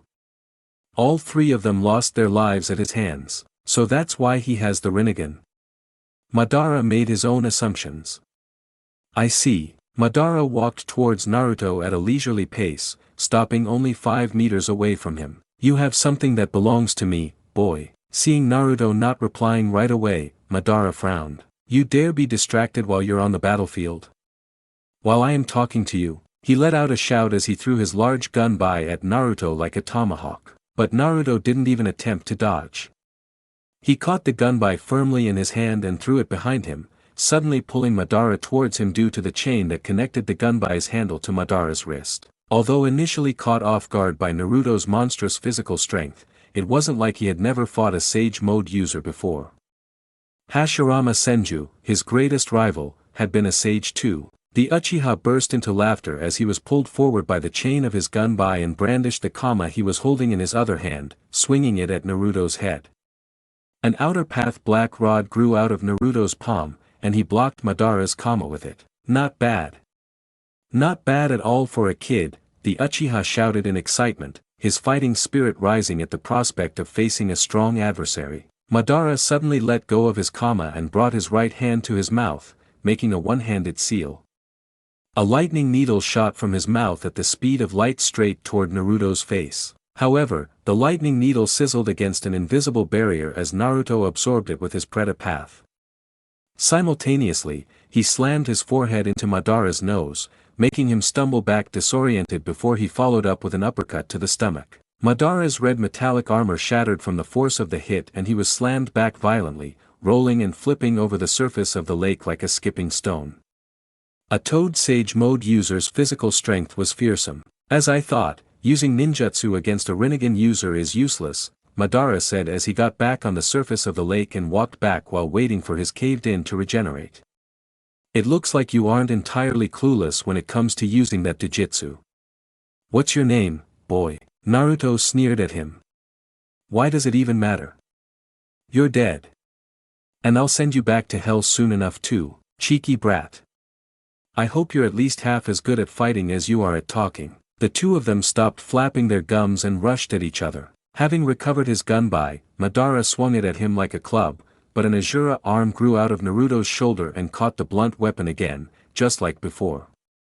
However, this time, Madara picked up on Naruto's following move with his Sharingan and dodged his punch, before throwing a cross of his own. Making full use of the enhanced danger sense of his Sage Mode, Naruto was able to react in time and tilt his head back, Madara's punch brushing just past his chin. Right away, another arm grew out of Naruto's torso, and a Rasengan formed in the Azura hand before he slammed it into Madara's gut. However, Madara's Sharingan predicted that move again, and his eyes suddenly changed, turning into the steely purple color of the Rinnegan. Realizing that his Rasengan sneak attack failed, Naruto pulled all the stops and went all out. For the first time in his life, Madara found his godlike eyes unable to keep up with his opponent's movements because Naruto started attacking him with 6 arms at the same time, all with different patterns. Madara managed to parry the first hand punching at him, weave through the jabs thrown by the second hand, and deflected the third hand that was wielding an outer path black rod the size of a knife too,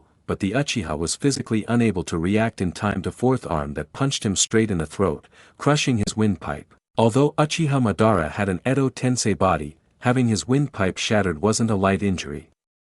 In the next moment, while his body was regenerating his wound, Naruto's 6 arms turned into a blur as he started punching, stabbing, and slashing at Madara ruthlessly, not leaving him even a split second to recover. Despite his disbelief at seeing the legendary Uchiha Madara getting beaten like a dog in close-quarters combat, Kabuto was quick to act while the two were locked in combat and unable to pay attention to him. Sage Art, White Rage Technique, he shouted, and a red serpentine dragon of light came out of his mouth, carrying a purple bead in its claws. The red dragon started coiling around the bead at an extreme speed, and a blinding light exploded along with a sharp, deafening sound. Blinded and deafened by the unexpected Snake Sage Mode Jutsu, Naruto's tempo of attacks broke, and Madara slammed the edge of his gunbai into his body, hurling him back violently into the wall of the barrier jutsu surrounding Amigakure. If Kabuto expected Madara to thank him for intervening in the fight to help him, he was sorely mistaken because the Uchiha raised his kama at him and shouted, "Do you want to die? Sorry for dash. I don't want to hear your excuses. Don't ruin my fun, weakling. This is my fight. On account of the fact that you're a Uchiha too, I'll spare you this once. But there won't be a second time." Having said his piece, Madara turned his back to him and started walking towards Naruto. "That's why I didn't want to summon him," Kabuto thought as he glared at Madara hatefully. "I knew he was a wild card.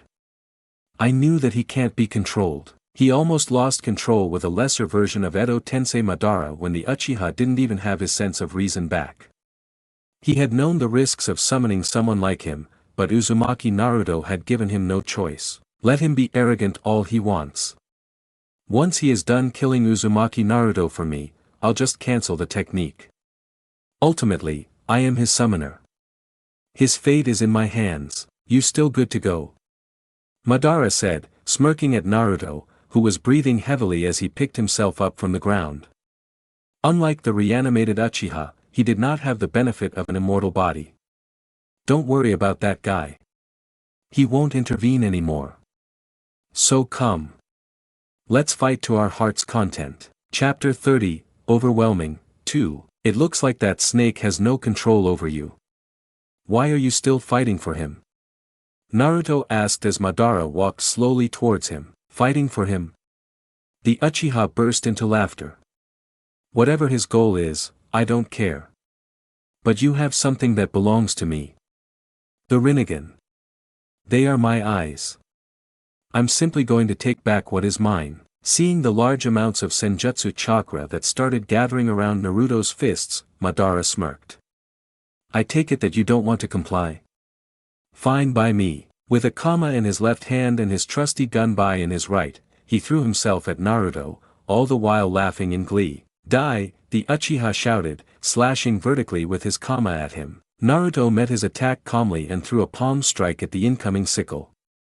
It was a frog strike. If Madara was surprised at the fact that his kama couldn't cut up the skin on his palm, his Sharingan eyes widened in disbelief when his entire left arm exploded. Momentarily, he couldn't process what the hell just happened. But Naruto didn't give him time to breathe and threw a Toad Sage Fist at him. Despite his surprise, Madara was a veteran of 1,000 battles, so he didn't freeze up. Just as Naruto's Toad Sage Fist was about to take off his head, Madara brought his gunbai in front of him and used it as a shield, shouting, Uchiha Reflection. A chilling gong-like sound reverberated from the impact of the punch with the gunbai. Even as the Uchiha Reflection technique was activated, it could not completely nullify the monstrous strength behind the Toad Sage Fist. The result was that Madara and Naruto were both blasted backwards, with Naruto slamming painfully into the 4 Crimson Ray formation and Madara being flung back like a cannonball for several kilometers, unable to stop his momentum until he reached the end of the lake and crashed into its gravel shore. Sage mode users really are troublesome, Madara thought with a frown as he slowly picked himself up from the crater he had created into the ground. I'm not his opponent in taijutsu. It wasn't the first time someone had surpassed him in close combat quarters. After all, during the Warring States era, shinobi who could open the 6th inner gate of view and 7th inner gate of shock weren't that rare. But I didn't expect someone this powerful to exist in the current era. Once his Edo Tensei body completely regenerated, Madara dusted off his clothes and looked towards the lake. Here he comes, he thought when his senses picked up the massive chakra signature approaching his location rapidly. Right as Uzumaki Naruto appeared in his field of view, Madara put his hands together like in prayer and shouted, Mokuton, deep forest emergence. The beach and the surface of the soil behind Madara all ruptured as enormous vines and roots grew out of the ground. The scale of that jutsu was ridiculous. In mere moments, several square kilometers of land were covered by a dense, towering forest, and Naruto found himself assaulted by enormous wooden appendages from all directions. But the blonde didn't lose his cool. No matter how grand the technique, no matter how powerful and dangerous looking it was, in the end, it amounted to nothing. All the wooden vines, roots, and branches that attacked him couldn't even touch the hem of his Akatsuki cloak. They were all absorbed by the power of the Rinnegan. Hundreds of enormous lotus-like flower bulbs bloomed, and a dense cloud of toxin was released into the air. Nevertheless, that toxic pollen was chakra-based as well. It, too, was absorbed by Naruto through the use of his Preta path. It seemed as if Madara's Mokuton technique was useless, doing nothing but feeding his own chakra to the enemy. Nonetheless, the Uchiha was undaunted. A wood clone split out of his body and started controlling the massive forest to continue attacking Naruto, while Madara himself thought, even with the Rinnegan, there is a limit to how much chakra one can absorb at a given moment. The moment that his chakra absorption rate fails to keep up with the amount of chakra poured into the techniques coming at him, he will lose his immunity to ninjutsu. Bearing that plan in mind, a haze of blue light came out of his body as the first stage of his Susanoo took form around him. Even with the limitless amount of chakra of Edo Tensei, I poured a massive amount into the deep forest emergence. Let's see how you'll deal with this on top of that. As he thought of that, he formed a ram seal with his hands. Simultaneously, 4 more arms popped out of his first stage Susanoo, and, in pairs of 2, those Susanoo hands formed 2 more seals, a snake seal and a bird seal. For the first time since the start of his battle against Uchiha Madara, Naruto revealed an expression of surprise as he raised his head and looked at the sky. The day appeared to have turned into dusk as the sun was covered by a huge, flaming body of rock. It was a meteorite of immense proportions. It finally dawned on him what Madara's plan was. He's planning on overpowering the chakra absorption rate of my Preta path. The skin and flesh of Naruto's right arm peeled off, giving way to metal as it turned into a futuristic-looking chakra cannon. It was the ability of the Rinnegan's Azura path. The space around the arm cannon seemed to distort from the intensity of the chakra that was being condensed at the mouth of the barrel. Aiming his Azura cannon at the enormous meteorite coming from above, Naruto shouted, Hakai! For nearly 15 seconds, the world turned a blinding white, and all sounds appeared to have ceased to exist. It was an explosion more powerful than anyone alive in the current era had ever seen in their entire life.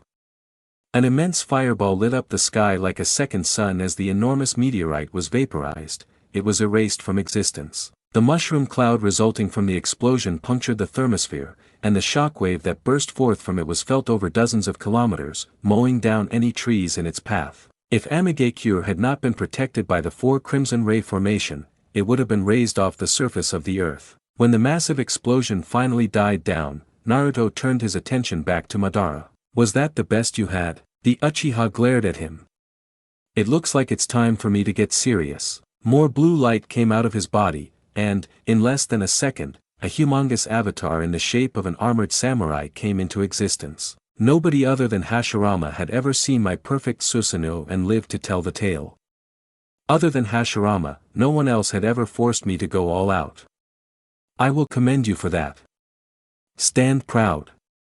You are strong. Your praise means less than birds hit to me, old man, Naruto spat as his hands formed the seals for the summoning technique. His beloved wife, Konan, was giving birth to his children now, but he couldn't be by her side to support her because of Madara. He couldn't care less about his acknowledgement. Kuchiyos no Jutsu. A plume of smoke filled the air, and a toad appeared in front of Naruto. What the hell, it couldn't even be called a proper toad. It was definitely not the kind of toad that could aid him in battle. In the first place, Naruto's intention had been to summon not just one toad but the entire clan, the entire army of toads, just like when he had fought against Pain a few years ago. Unfortunately, what stood in front of him was a toad no bigger than his palm. Chusan said he can't come to help, the tiny orange-skinned toad said in a high-pitched croak. The snakes attacked Mount Mayaboku. We are in the middle of a war. As the little toad disappeared with another plume of smoke, Naruto finally remembered the prophecy that the great Lord Elder Toad had made for him 2 years ago. In the second vision, I saw a war between shinobi that engulfed the whole world. Not one nation managed to stay neutral. Even our Mount Mayaboku was burning. All I could see was war, death, and destruction. He clenched his hands into fists. So the prophecy came true after all. According to the little toad, Mount Mayaboku was under the attack of Kabuto's snake summoning clan. And if Kabuto's words were to be believed, Konoha had already been destroyed a second time by Nagato. The prophecy said that nobody stayed neutral. I assume it's about the 5 great hidden villages. Then, are Gaara and Tsunade are under attack now too? And what about Iwa, Kiri, and Kumo? What are they up to? Naruto's train of thought was shattered as Madara's mocking snicker reached his ears. What was that? Was that supposed to be your summoning technique? The Uchiha was howling with laughter. Alas, you've entertained me enough. I won't drag this on any longer. The perfect Susanoo unsheathed its massive katana and swung it at Naruto.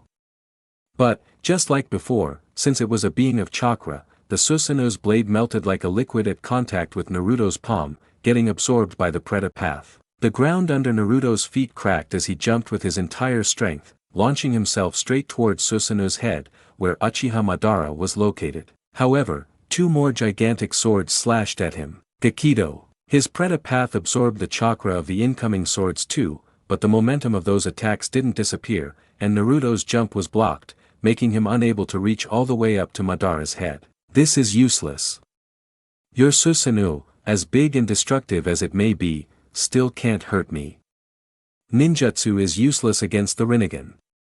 I don't have time to be playing with you now, Naruto said, starting to lose his patience. Madara chuckled. It's true that we both have the Rinnegan, so using ninjutsu against each other is ineffective. But while you don't have time to play around, I have all the time in the world. And, while you are a being of flesh and bones, I am not. I don't need to rest. I don't need to eat and drink. I don't need to sleep. I don't run out of chakra. I am immortal. Naruto frowned. He may have been an Uzumaki, but that didn't mean his stamina could outlast an Edo Tensei. In the end, this has become a battle of attrition. It is a battle that you cannot possibly win, Uchiha Madara said. I'll give you one last chance. Return my Rinnegan to me. Give me the Rinnegan, and I promise to let you and your village live. I swear it upon my name. Naruto didn't deign him with an answer. I'd have to be an utter idiot to believe his words now. Should I summon the tailed beasts? It was part of their contract that, in times of need, they would help each other. That was their deal in exchange for making them immune to genjutsu and freeing them from the Geto Mazo. No. I shouldn't do that. I promised them that I would not use them, that I was not secretly seeking their power.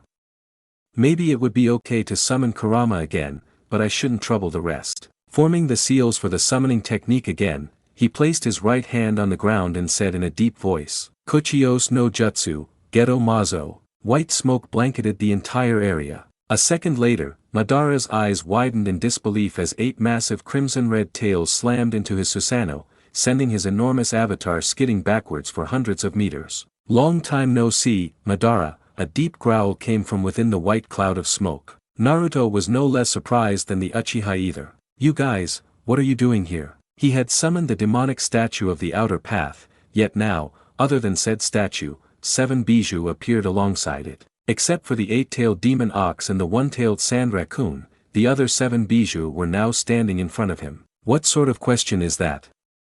Is this not what we agreed upon? The 4-tailed monkey said in an irascible tone. Yeah. Yeah. Why didn't you summon us sooner? The usually upbeat Saiken also spoke in a rather reproachful tone. I've always wanted to get back at that cursed Uchiha. There was no way I would miss out on this opportunity, Kurama said. Kurama just can't be honest with himself, Matatabi snorted, her voice dripping with amusement. He is the one who rounded us up in our mental plane to come help you. He was sick with war.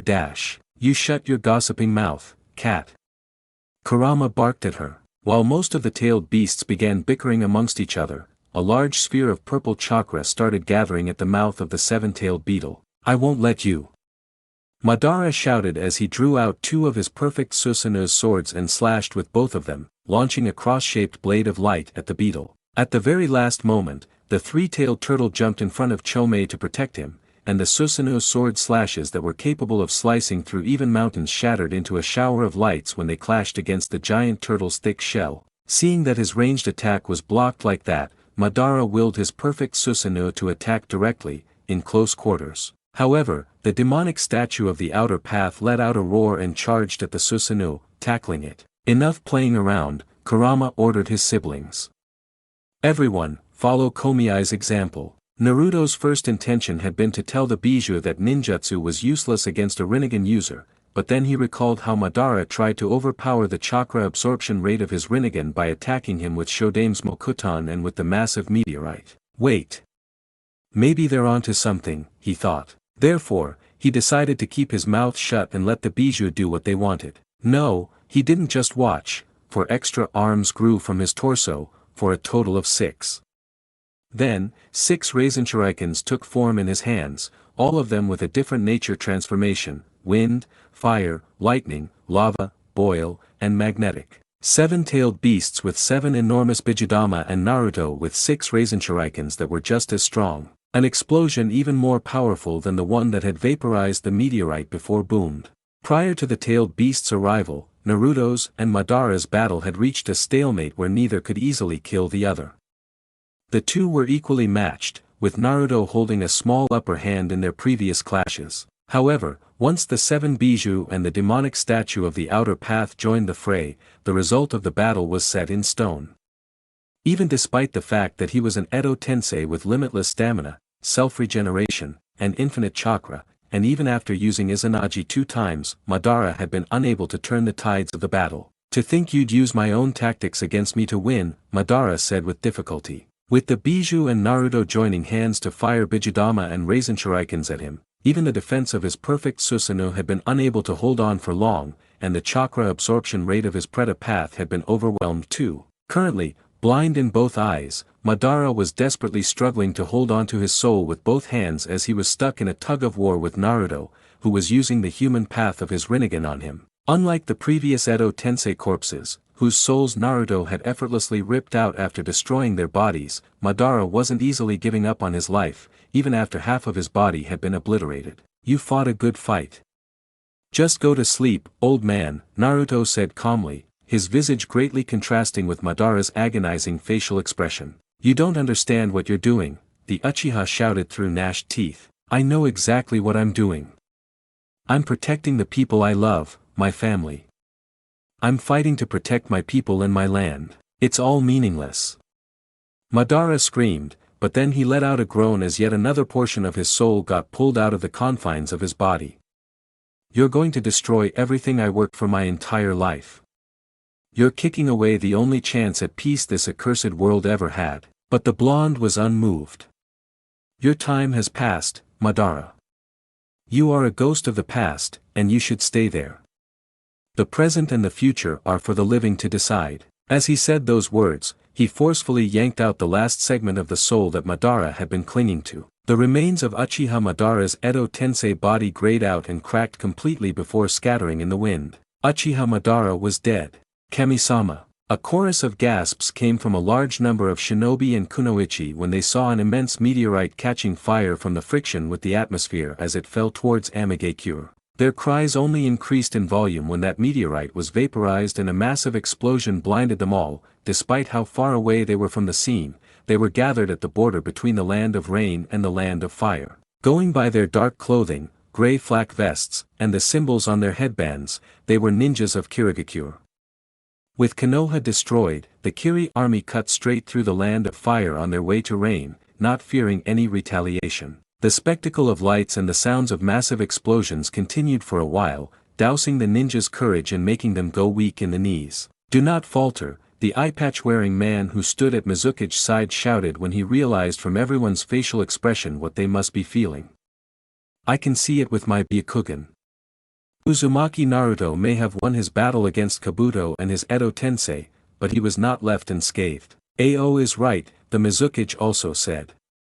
"Uzumaki Naruto is just one man, not a god, and his chakra is not infinite. He is weakened. This is the perfect time for us to strike. This is the perfect time for us to regain what Akatsuki has stolen from us." A similar scene was happening at the border between the land of rain and the land of grass.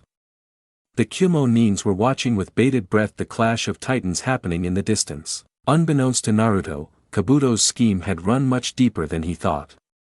After Iwa and Kumo's crushing defeat at the hands of Amigakure, playing on Iwagakure, Kirigakure, and Kumogakure's desperation to get back their bijou, Kabuto forged a secret alliance with the three hidden villages. Kabuto had not come to Amigakure all alone.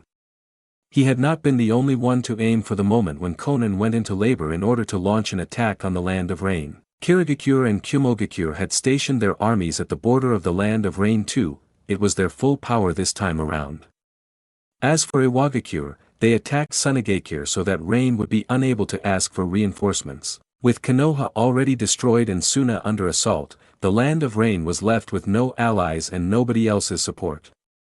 Between the full might of two great hidden villages and Kabuto, who had the Mangekyo Sharingan and his army of Edo Tensei, the anti-Rain alliance was convinced that they were going to win the war easily this time around. However, while Mizuki and her advisors were on the same page, working together to raise the fighting spirit of their army, the situation was quite different in the Kumogakure camp. Away from prying eyes and ears, the new Reikage, Darui, was in the middle of a heated debate with none other than Killer Bee, the Eight-Tails Jinchuriki. "There is no winning this, Darui.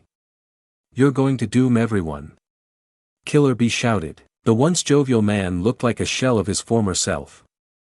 He had lost a significant amount of weight, and he was no longer speaking in rap rhymes either. "We've been over this before, Bee-sama. Uchiha Madara, Pain of Akatsuki, Uchiha Itachi, the Mad Bomber Deidara, and many other legendary shinobi who had perished are now on our side. Our victory is certain," Darui said impatiently. "Uzumaki Naruto has signed a summoning contract with all the tailed beasts. Gyuki told me this. And he has grown far more powerful than the last time we tried to attack Rain. Don't do this, Darui. You still have time to turn back and live another day. That is enough." Darui raised his voice. "Darui no. You had the chance to become the Reikage. You were the Elder's first option, but you turned it down. You were the one who pushed this responsibility onto me," said Darui. "You made me the Reikage. It's time for you to obey the orders of the Reikage, just like everyone else." As Killer Bee became silent, Darui continued. "Do you want us to retreat? Now? Did you forget how many of our comrades lost their lives at the hands of that butcher? Did you forget the cruel fate he forced on Asama? Did you forget how Asama committed suicide by refusing to eat and starving himself to death instead of living paralyzed? There is no turning back for us. Uzumaki Naruto and Kumogakure cannot coexist." It was unlike Darui to let his temper get the better of him, but Killer Bee's insistence on retreating over the past few days had grated on his nerves, leading to the present situation where he became unable to hold it in anymore. Killer Bee no longer spoke. He turned around and left the Reikage's tent without saying a word. "Where are you going, Bee?" But he didn't receive any answers. Not long after Killer Bee's departure, another Kumo Nin came into the tent hurriedly and said, "Reikage-sama. The Mizuki contacted us via radio. It's time." "That damned snake escaped again," Naruto muttered, irritated. Once he ripped Uchiha Madara's soul out with his human path and his Edo Tensei body scattered in the wind, Naruto didn't spend a long time talking to the Bijou. He was too anxious to go see his wife in person. He couldn't wait a minute longer to see his newborn children. "Thank you so much for coming to help me in this battle. If it wasn't for you there's no need for flowery words between us, Naruto," Matatabi said, smiling in understanding. "I can sense your impatience. Don't waste your breath talking to us now," Kurama chuckled. "Go to your wife. Go to your children." Naruto bowed to them respectfully, from the waist. "Thank you. Truly," he said sincerely. "I will treat you all to a feast soon, I promise." "Are you sure about that? Can you really feed 7 mountain-sized tailed beasts?" Kokuo, the 5-tailed horse, asked in amusement. "Stop bothering him, you," Chome admonished his sibling. "Just go, Naruto. We'll talk later." And with that, the 7 Bijou and the demonic statue of the outer path vanished in a dense cloud of white smoke. Not sparing another glance at the devastated scenery he was leaving behind, Naruto was just about to order his shadow clone to summon him into Konan's hospital room, but, a split second before he could do that, his negative emotion sensing rang the alarm bells in his mind. For a short while, he glanced at his surroundings in confusion. As far as his eyes could see, there was only the desolate wasteland that was left in the wake of his battle against Madara and the vast lake of Amigakure.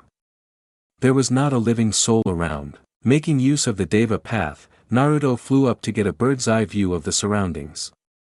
He finally saw the reason why his negative emotion senses went wild. 2 armies consisting of over 10k shinobi each were advancing towards Amigakure from the south and from the east. God damn it, he let out a swear. Shit just keeps coming, one after another. He was at his limits. Too many things had happened in such a short time. He was just a human too, after all, not a machine. The pain of watching the remnants of his mother's chakra vanish from his seal. The stress and anxiety over the safety of Konan and his newborn children. The rage he felt at watching Nagato commit suicide for the sake of not harming his own people. The life-and-death battle against Uchiha Madara. All these had left Naruto drained both physically and emotionally. And now, 2 immense armies of ninja were approaching, their malevolent intent as clear as day in his mind. Naruto watched silently, without moving an inch from his spot, as the 2 armies spread out on top of the lake, surrounding Amigakure no Sato from all sides. Uzumaki Naruto. "This is the Mizukage speaking," came a woman's chakra-amplified voice. "We have been watching you. We know of the battle you've just gone through. We know you're tired and that your chakra is almost exhausted. But we are giving you one chance. Relinquish the tailed beasts in your possession, and we shall let you and your village live. Should you refuse to comply, you and everyone else will be culled." When Naruto didn't answer right away, the new Raikage yelled too, "You're facing the full might of 2 great nations. Resisting is meaningless in your current state. There is no escape for you now. You are surrounded, Uzumaki Naruto. Surrender, or die." Naruto's ringed, purple eyes glinted with ferocity as he glared at the 20,000 ninjas who were preparing to siege his home. The greed, anxiety, and lust for power that were oozing out from the Raikage and the Mizukage, the mixture of hatred and terror in Kumogakure ninjas' eyes who were gnashing their teeth as they stared at him, and the fear and dread that came off from hundreds of Kirinins clutching their swords with trembling hands. None of that was lost on him. He could see it all. He could feel it all. Naruto's calm, steady voice rang in the ears of everyone on the battlefield when he spoke. "All I'm surrounded by is fear. And dead men." 4 arms burst out from his torso, for a total of 6, and he slapped his palms together, 2 by 2, like in prayer. Chibaku Tensei. As his 6 hands parted, 3 black spheres of chakra came from between his palms and rose high up into the air. The surface of the lake distorted as the water, along with entire chunks of rock, sand, and earth started levitating, heading straight to the black spheres floating in the air. Screams of panic and terror erupted from the thousands of ninjas surrounding Amigakure as they all lost control over their bodies and got pulled up into the air too, slamming into the bodies of rock and water forming around the black spheres. The ninja of Amigakure watched in a mixture of shock, awe, and reverent fear from the safety of the 4 Crimson Ray formation as thousands of their enemies met a brutal end, smashed into a gory paste or buried alive inside the three massive rock formations forming above the lake. Chapter 31, Epilogue. Previous chapter. 4 arms burst out from his torso, for a total of 6, and he slapped his palms together, 2 by 2, like in prayer. Chibaku Tensei. As his 6 hands parted, 3 black spheres of chakra came from between his palms and rose high up into the air. The surface of the lake distorted as the water, along with entire chunks of rock, sand, and earth started levitating, heading straight to the black spheres floating in the air. Screams of panic and terror erupted from the thousands of ninjas surrounding Amigakure as they all lost control over their bodies and got pulled up into the air too, slamming into the bodies of rock and water forming around the black spheres. The ninja of Amigakure watched in a mixture of shock, awe, and reverent fear from the safety of the 4 Crimson Ray formation as thousands of their enemies met a brutal end, smashed into a gory paste or buried alive inside the 3 massive rock formations forming above the lake. 20,000 shinobi, together with their kages, were crushed to death under the gravitational pull of the 3 planetary devastation techniques. The full might of 2 of the 5 great nations lost to the might of the Rinnegan. Despite being a Jinchuriki, a sage, and a Uzumaki, Naruto was now feeling the drain as he levitated the 3 planetoids to the shore of the lake. He did not want to merely let them sink into the lake. He did not want the war that day to remain a mere legend that would circulate through word of mouth. Each planetoid created by his Chibaku Tensei Jutsu was spherical and over 200 meters in diameter. The 3 planetoids stacked together were massive. Given the land of rain's flat lands, they could be seen from very long distances. The 3 enormous spheres of rock and earth would be placed on the shore of the lake of Amigakure, serving as a monument and as a stern warning for everyone brave or stupid enough to attack his homeland again in the future. Once he put the planetoids down, he used his Deva Path's ability to fly, heading straight towards Amigakure. But the closer he got to the village, the more his flying speed slowed down. Nervousness started eating at him. He had fought against the reanimated Akatsuki, fearsome shinobi stronger than some kage.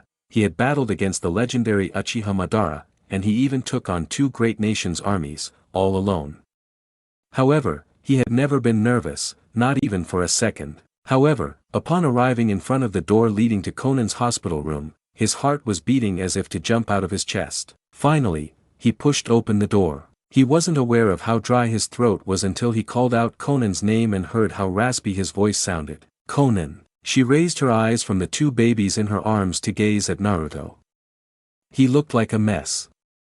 His cloak was soaked and ripped all over, his blonde hair was soggy with water, and his face was stained with sweat and dirt. Naruto. Overwhelmed by emotion, neither could find their voice after that. He alternated between looking at Konan's tired but happy face and the 2 little bundles in her arms. The tender, pale skin, the soft-looking blue hair on their heads, and their orange eyes, identical to those of their mother, left Naruto awestruck. But when he took the first step inside the room, the midwife hesitantly walked in front of him, stopping him from getting closer. Lord Uzumaki, please, it's not safe for the babies. Newborn baby's immune system is very weak. I'm afraid that. She trailed off. It was only then that he realized his deplorable state. He had been so desperate to see Konan and the babies in person that he hadn't thought about himself at all. Konan smiled at him. Go have a shower. We'll be waiting for you here. Her words made his expression dim a little. I can't. I have to go, he said. Mount Mayaboku is under attack. The situation is probably not critical since the toads haven't asked me for help yet, but I can't just leave them to their fate. He stepped past the midwife, who didn't dare stop him. Don't worry, I won't touch them, he reassured her. I just want to get a closer look at my sons. Konan smiled as she sat up straighter and turned toward Naruto, who crouched next to the bed so that he could see them better. The twin babies were looking at him curiously with their big orange eyes and making all sorts of cute noises while flailing their arms, seemingly wanting to touch him. They know you're their daddy, Konan whispered. Naruto felt his eyes stinging as he teared up. They got your eyes, he said, his voice choked with emotion. It was as if his emotional state was contagious because Konan teared up too. But she was smiling wider and more happily than ever. This is Aoi, she said, raising the boy in her right arm a bit. He is the elder brother. And this is Sora, younger by 7 minutes. They're beautiful, he uttered, looking at them in wonder. He couldn't believe that they were his sons. That he was a father. That he had a family. At that moment, he wanted nothing more than to get in bed together with Konan, take all three of them in his arms, and never let them go. Alas, he could not afford to do so. Eventually, he let out a grunt and stood up. He had to go help the toads in their war against the snakes. Even before Naruto's arrival at Mount Myaboku, the toads were more than holding their own against the invaders. While the snakes were larger than the toads, the fact that the toads could wield weapons like ninjas evened the odds, which led to a stalemate. That being said, Naruto's intervention instantly brought the war to an end. While Naruto was starting to run low on chakra after all the intense battles he had gone through that day, it took only one Shinra Tensei for the snakes to understand that they were punching above their weight class in that war. They turned tail and fled. Now, 2 weeks later, things appeared to have finally calmed down. However, that short but brutal war left a deep mark on the ninja world. Other than the few troops they left behind to defend their borders, Kirigakure and Kumogakure had lost nearly 90% of their able-bodied ninja. The Land of Lightning and the Land of Water were two of the greatest 5 nations in the world, but their hidden villages fell to the bottom. Nowadays, the daimyos of those 2 countries were forced to hire the services of other hidden villages due to their own shinobi being unable to meet all their demands. That being said, Iwagakure was not faring much better than them either. Although they had not attacked Amigakure together with Kiri and Kumo a second time, Iwagakure had failed to defeat Tsunade in their war. The new and brash Tsuchikage, Kuratsuchi, had miscalculated greatly by attacking Tsunade. Leading her troops into the desert had been no different than leading them to their grave when the Kazekage had such tremendous control over the sand. Originally believed to be one of the weaker hidden villages among the 5 elemental nations, Gaara of the Desert had spread his name all over the elemental nations when Iwagakure suffered a complete defeat at his hands. By working together with Shikaku, the one-tailed sand raccoon, and by making full use of his home advantage, Gaara's sand tsunami and quicksand jutsu had become unstoppable. It was a short-lived battle where Iwagakure suffered a crushing defeat, with most of them being buried alive and crushed under the weight of Gaara's sand. Only the Tsuchikage and a few hundred ninjas escaped, with almost half of those still dying before they could leave the desert due to the Sunan ninjas' poisoned weapons. No one would dare underestimate Tsunade from then on. It was the opposite. With Iwa, Kiri, and Kumo's armies being decimated and Konoha getting raised off the surface of the earth a second time, Tsunade was the only one among the 5 great nations who still stood strong. Currently, Uzumaki Naruto, Sabaka no Gaara, and Hatake Kakashi were seated at a U-shaped table and talking. Now that the post-war Kage summit came to an end, Mifune, Kuratsuchi, Killer Bee, the newly elected Reikage, and the newly elected Mizukage, a Kunoichi from the Yuki clan, left. However, Gaara, Naruto, and Kakashi stayed behind for a little while to catch up. After all, it was not often that people like them had the opportunity to talk to each other in person. I was expecting that Tsuchikage to make a lot more problems, said Kakashi as he took off his Hokage hat and put it on the table in front of him. The amount of war reparations that Iwagakure was asked to pay was not small. I wasn't surprised. She was terrified. She couldn't even look Gaara in the eyes, Naruto thought, knowing what that Tsuchikage felt due to his negative emotion sensing. But he kept his thoughts to himself and asked instead, "How is Granny Tsunade?" Her vitals were getting better, but she had yet to awaken when I left for this Kage summit, Kakashi replied. It was a miracle that Nagato revived everyone the first time Akatsuki invaded Konoha. I wish there was a second miracle like that. Too many people lost their lives when Kabuto invaded with his army of Edo Tensei. If you need help with anything, the Land of Rain and Rivers will support you with provisions and laborers to rebuild the village, Naruto offered. As will Tsunade, Gaara added. That Tsuchikage was foolish to attack us when Shikaku and I have dominion over the sand of the entire desert. Therefore, we were fortunate enough to not have lost many people or material possessions in this war. After my father was killed by Orochimaru, Konoha and Lady Tsunade had been an invaluable help to Tsunade, despite that we had attacked them together with Otogakure. I have not forgotten her magnanimity. My village and I will do our best to help you in these trying times. On behalf of my village, I am grateful, Kakashi said sincerely. What about you, Naruto? How do you feel now that you're the leader of a village as well? now that you are a Kage? Gaara asked. Naruto glanced at the purple Kage hat on the table in front of him with the kanji for rain and rivers drawn on it. Nobody dared to say that the leader of the land of rain and rivers did not deserve to be called a Kage anymore. It's not as fun as I thought it would be when I was young. Kakashi, Gaara, and even their bodyguards, who were hidden behind the fake wall behind them, all chuckled at his words. But it's fine. I won't be doing this job forever. Konan gave birth 2 weeks ago. Soon, she will get back in the office while I'll spend time home, spoiling our son's rotten. Kakashi sighed wistfully. To think I've lived to see my knucklehead student mature, be chosen as the leader of a village, and become a father too. How does it feel to be a father? Gaara asked curiously. It's a dream come true. I've always wanted a family, Naruto said, smiling. Aoi and Sora are more important to me than the light of my eyes. Speaking of family, when will you come to Konoha to visit Lady Tsunade? Konohamaru would be glad to see you too, Kakashi said. Konohamaru survived too? Naruto asked, happy to hear that his old pupil of sorts had not lost his life during Kabuto's attack on Konoha. Among the people I know, who else survived? Yes, he was one of the lucky ones. Most didn't make it. Of your graduation year, Hinata and Shino are the only ones who made it. Naruto's face became downcast. He had left his old life behind years ago. His loyalty was unquestionably to the land of rain and rivers now, but that did not mean that he would rejoice at the news that his former comrades had perished. Inwardly, Kakashi had expected Naruto to show a bigger reaction to finding out that Sakura was dead, considering how badly Naruto had crushed on her as a teenager. But then, he shook his head. No, it's been years since Naruto left Konoha.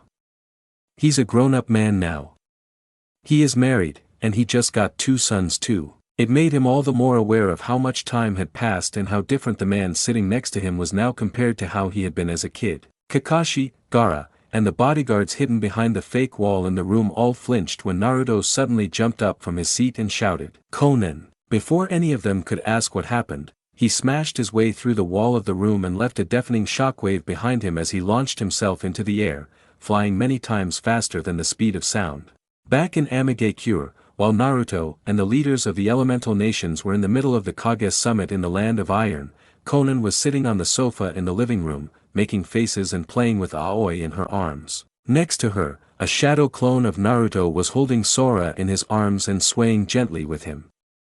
Every now and then, his eyes darted to Konan, his cold Rinnegan eyes filled with unspeakable gentleness and love. The gloomy and stoic woman from before was nowhere to be seen anymore. Her delightful laughter and the innocent giggles of the baby in her arms filled the room. Soon, it was time for the babies to eat, and the clone brought Sora to Konan, who was getting in position with a special breastfeeding pillow so that she could feed the twins simultaneously. Seeing as she was wearing nothing but a comfortable, baggy purple dress with a very low-cut cleavage, Konan easily took out her heavy breasts and guided them to the children's mouths. How long till Naruto comes back, dear? Konan asked the shadow clone, who was doing his best to pretend he was reading from a scroll instead of gawking at her. If Konan noticed his behavior, she did not call him out on it. But the tiny curve at the corner of her lips betrayed the fact that she was very much aware of the effect she was having on him. A soft and motherly look appeared on her face when she gazed down at her children. Yahiko had died when the two of them were only 15 years old. Many would say that it was just puppy love between teenagers. Nevertheless, Konan had never been with another man in the decades to come, until she met Naruto, that is. She had never thought that she would fall in love with someone again at her age, much less that she would become a mother. Even in her dreams, she had never been able to imagine that she would one day be so happy. After all, Konan, Nagato, and the rest of the people living in the land of rain had learned of the cruelty and brutality of the ninja world from a very young age. Yet there she was, in love with the sweetest and most caring man in the world, and the proud mother of the 2 most beautiful children she had ever seen. Is it all right for me to be this happy? Amigakure was experiencing a period of economic and social growth like never before in its entire history. She was married, her relationship with Naruto was stronger than ever, and she had even become a mother, giving birth to 2 completely healthy and incredibly beautiful children. Everything was going well. Too well. Whenever a ray of sun somehow pierced through the gloomy skies of her life, a terrible rain would follow, stealing away her light and reminding her of the meaning of despair. It was always like that. Things have been going great not just for Amigakure but for herself too, for years now. Konan was afraid. She was on edge, wondering why the next calamity still had not befallen them after all this time. Involuntarily, she tightened her hands on the breastfeeding pillow holding her two babies. Sensing the rise of the dark emotions in her heart thanks to Kurama's sensory ability, the clone Naruto glanced at her in worry. But he didn't have the chance to ask if she was all right because, a moment later, a powerful, malevolent emotion came from the kitchen. He was not the only one who noticed it either. Konan's sensory ability also picked up an intruder's chakra signature. She stopped breastfeeding the children, clothed herself, and quickly created a protective sphere of paper around the two babies before standing up together with Naruto and heading towards the kitchen. In the meantime, Naruto entered the sage mode, preparing himself for battle. As they arrived in front of the door and Konan was about to put her hand on the doorknob, Naruto stopped her. "Better safe than sorry," he mouthed, only moving his lips and not making a sound. He was going to blast the entire kitchen away, together with the intruder, regardless of the damage he was going to deal to the building. Konan nodded at him, and the clone raised his hand. But clone Naruto didn't even have the chance to cast his almighty push before an extremely powerful, high-pitched sound burst from the kitchen, shattering all the windows, mirrors, and glasses in the apartment. The door exploded, the walls and the ceiling cracked, and Naruto's eardrums were shattered too. The clone was dispelled in a puff of smoke, unable to resist the powerful sound attack. Konan too desperately covered her ears with her hands and squinted her eyes from the blinding light coming from the kitchen. However, even then, she did not stay idle. A part of her body dispersed into a swarm of paper tags that took the children away, flying through the open window, and another swarm of paper tags flew into the blinding light, into the kitchen, exploding with a great bang, and blasting the entire room to pieces, alerting the entirety of Amigakure. The sound attack suddenly stopped, and the mocking laughter of a man came from the kitchen. Exploding tags? Really? Once he stepped out of the kitchen, Konan got to see who he really was, rather tall and slender, with scaly, pale white skin, slick black hair, and a pair of unmistakable red eyes. Although he had the physical appearance of Uchiha Sasuke, Konan knew from Naruto that that body was being possessed by Yakushi Kabuto. "Come on, you can do better than that," Kabuto said, his stage 1 purple Susanoo glowing around him. Just as he said those words, a dense cloud of purple poison burst from the many paper tags filling the air, courtesy of Konan. It was Hanzo's salamander poison, one of the deadliest poisons in the ninja world. However, that didn't work on Kabuto, who had long since modified his body to gain immunity to all poisons. Salamander poison, huh? This might have even brought a Kage to their knees. "It's just unfortunate for you that it doesn't work on me.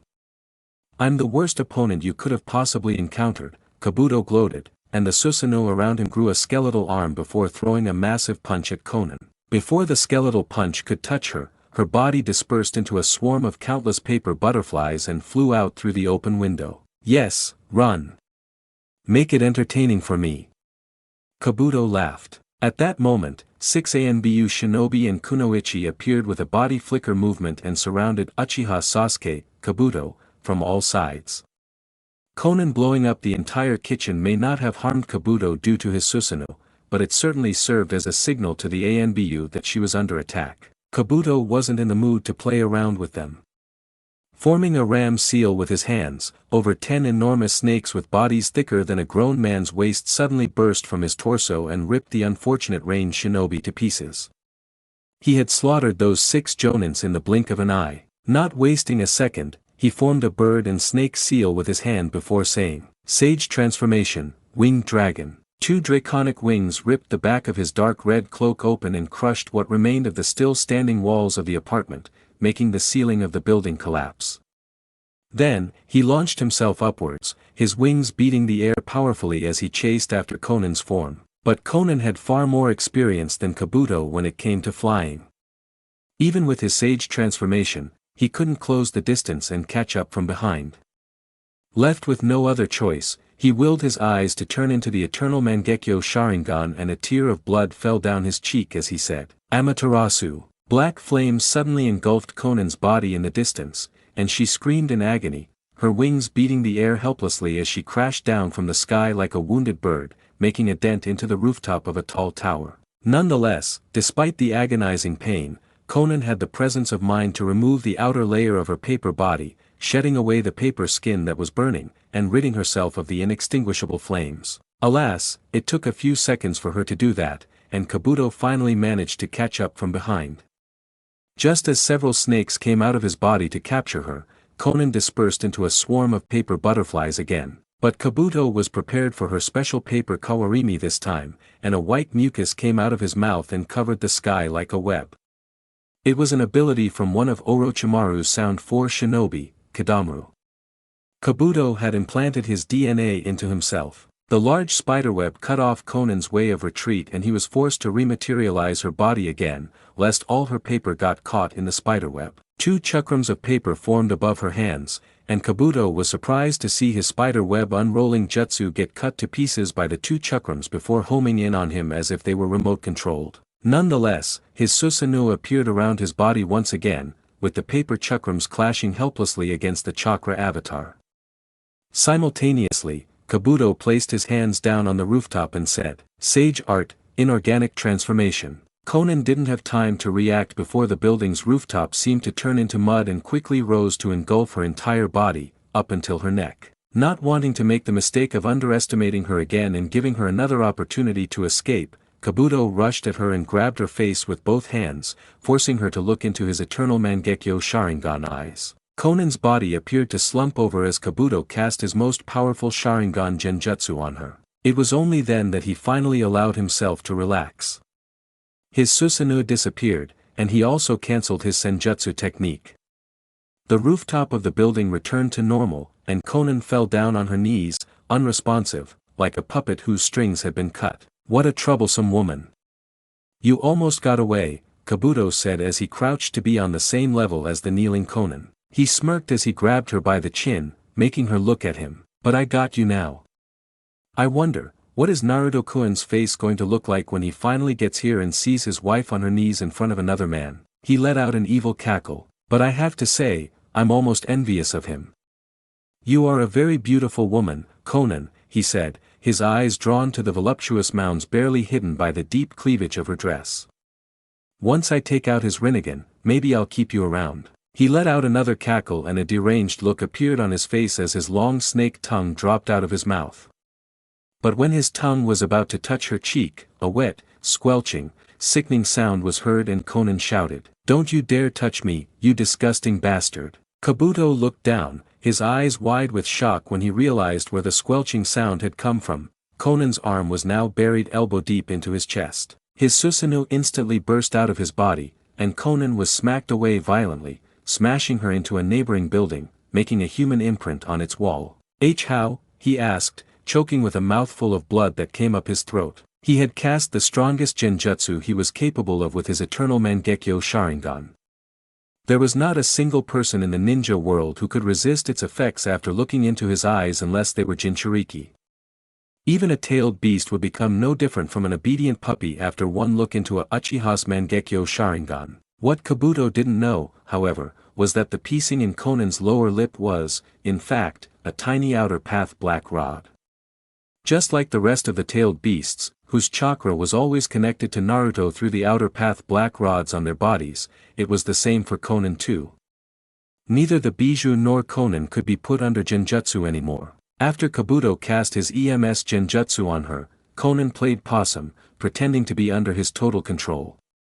She deceived him perfectly. It was only after Kabuto let his guard down that she struck like a viper, catching him completely off guard. The DNA that Kabuto had implanted into his body from Uzumaki Karen and Jugo granted him a very powerful self-regeneration ability, but even with that, it wasn't easy for him to regenerate a fist-sized hole into his chest. Not only had his heart been obliterated, but at the moment when she was flung away, Konan detached her paper arm, leaving it inside Kabuto's chest. That paper arm turned into countless, tiny paper blades barely visible to the naked eye and started shredding the insides of his body, making him feel like he was being stabbed by tens of thousands of needles everywhere. Kabuto was groaning in agony, still in the middle of regenerating his body and expelling the thousands of microscopic paper blades, when Konan regained consciousness. The crash against the wall had been so violent that she went out cold for a moment. It was only her desperation to survive, her worry for her children, and her fear of leaving them and Naruto alone that brought her back to reality. She let out a moan of pain, but she did not waste her energy or time trying to ascertain the state of her body. She bit her thumb, and her hand formed the seals of the summoning technique as fast as she could in her current state. Kyusios no Jutsu, her voice came out weakly as she placed her hand on the wall of the building. A puff of smoke appeared, and with it, a massive, violent, and oppressive chakra blanketed the air. His body covered in a dense cloak of crimson-red chakra, Naruto's eyes turned into the slit, savage eyes of a fox when he saw Konan's deplorable state. It was at that moment that Kabuto knew, he fucked up. Originally, his plan had been to capture Konan and her children and use them to blackmail Naruto into gouging his Rinnegan eyes out in exchange for their lives. But everything could not have gone any worse. Kabuto didn't even have time to utter a word before a senjutsu-enhanced uppercut smashed into his chin, hurling him into the air like a rocket. Naruto's Shunshin no Jutsu was so fast that it seemed as if he had teleported as he reappeared above Kabuto and grabbed him from the back of his neck. Kabuto desperately tried to liquefy his body with the Kekkei Genkai of the Hozuki clan in order to get away from his grasp.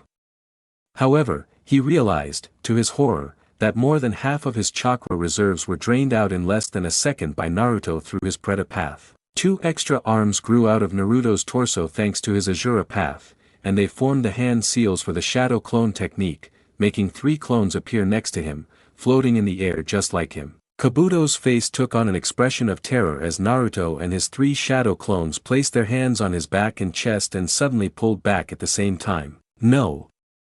NOO! He screamed in a hoarse voice as he felt his soul getting pulled out of his body in 4 different directions. You had gotten away the last time.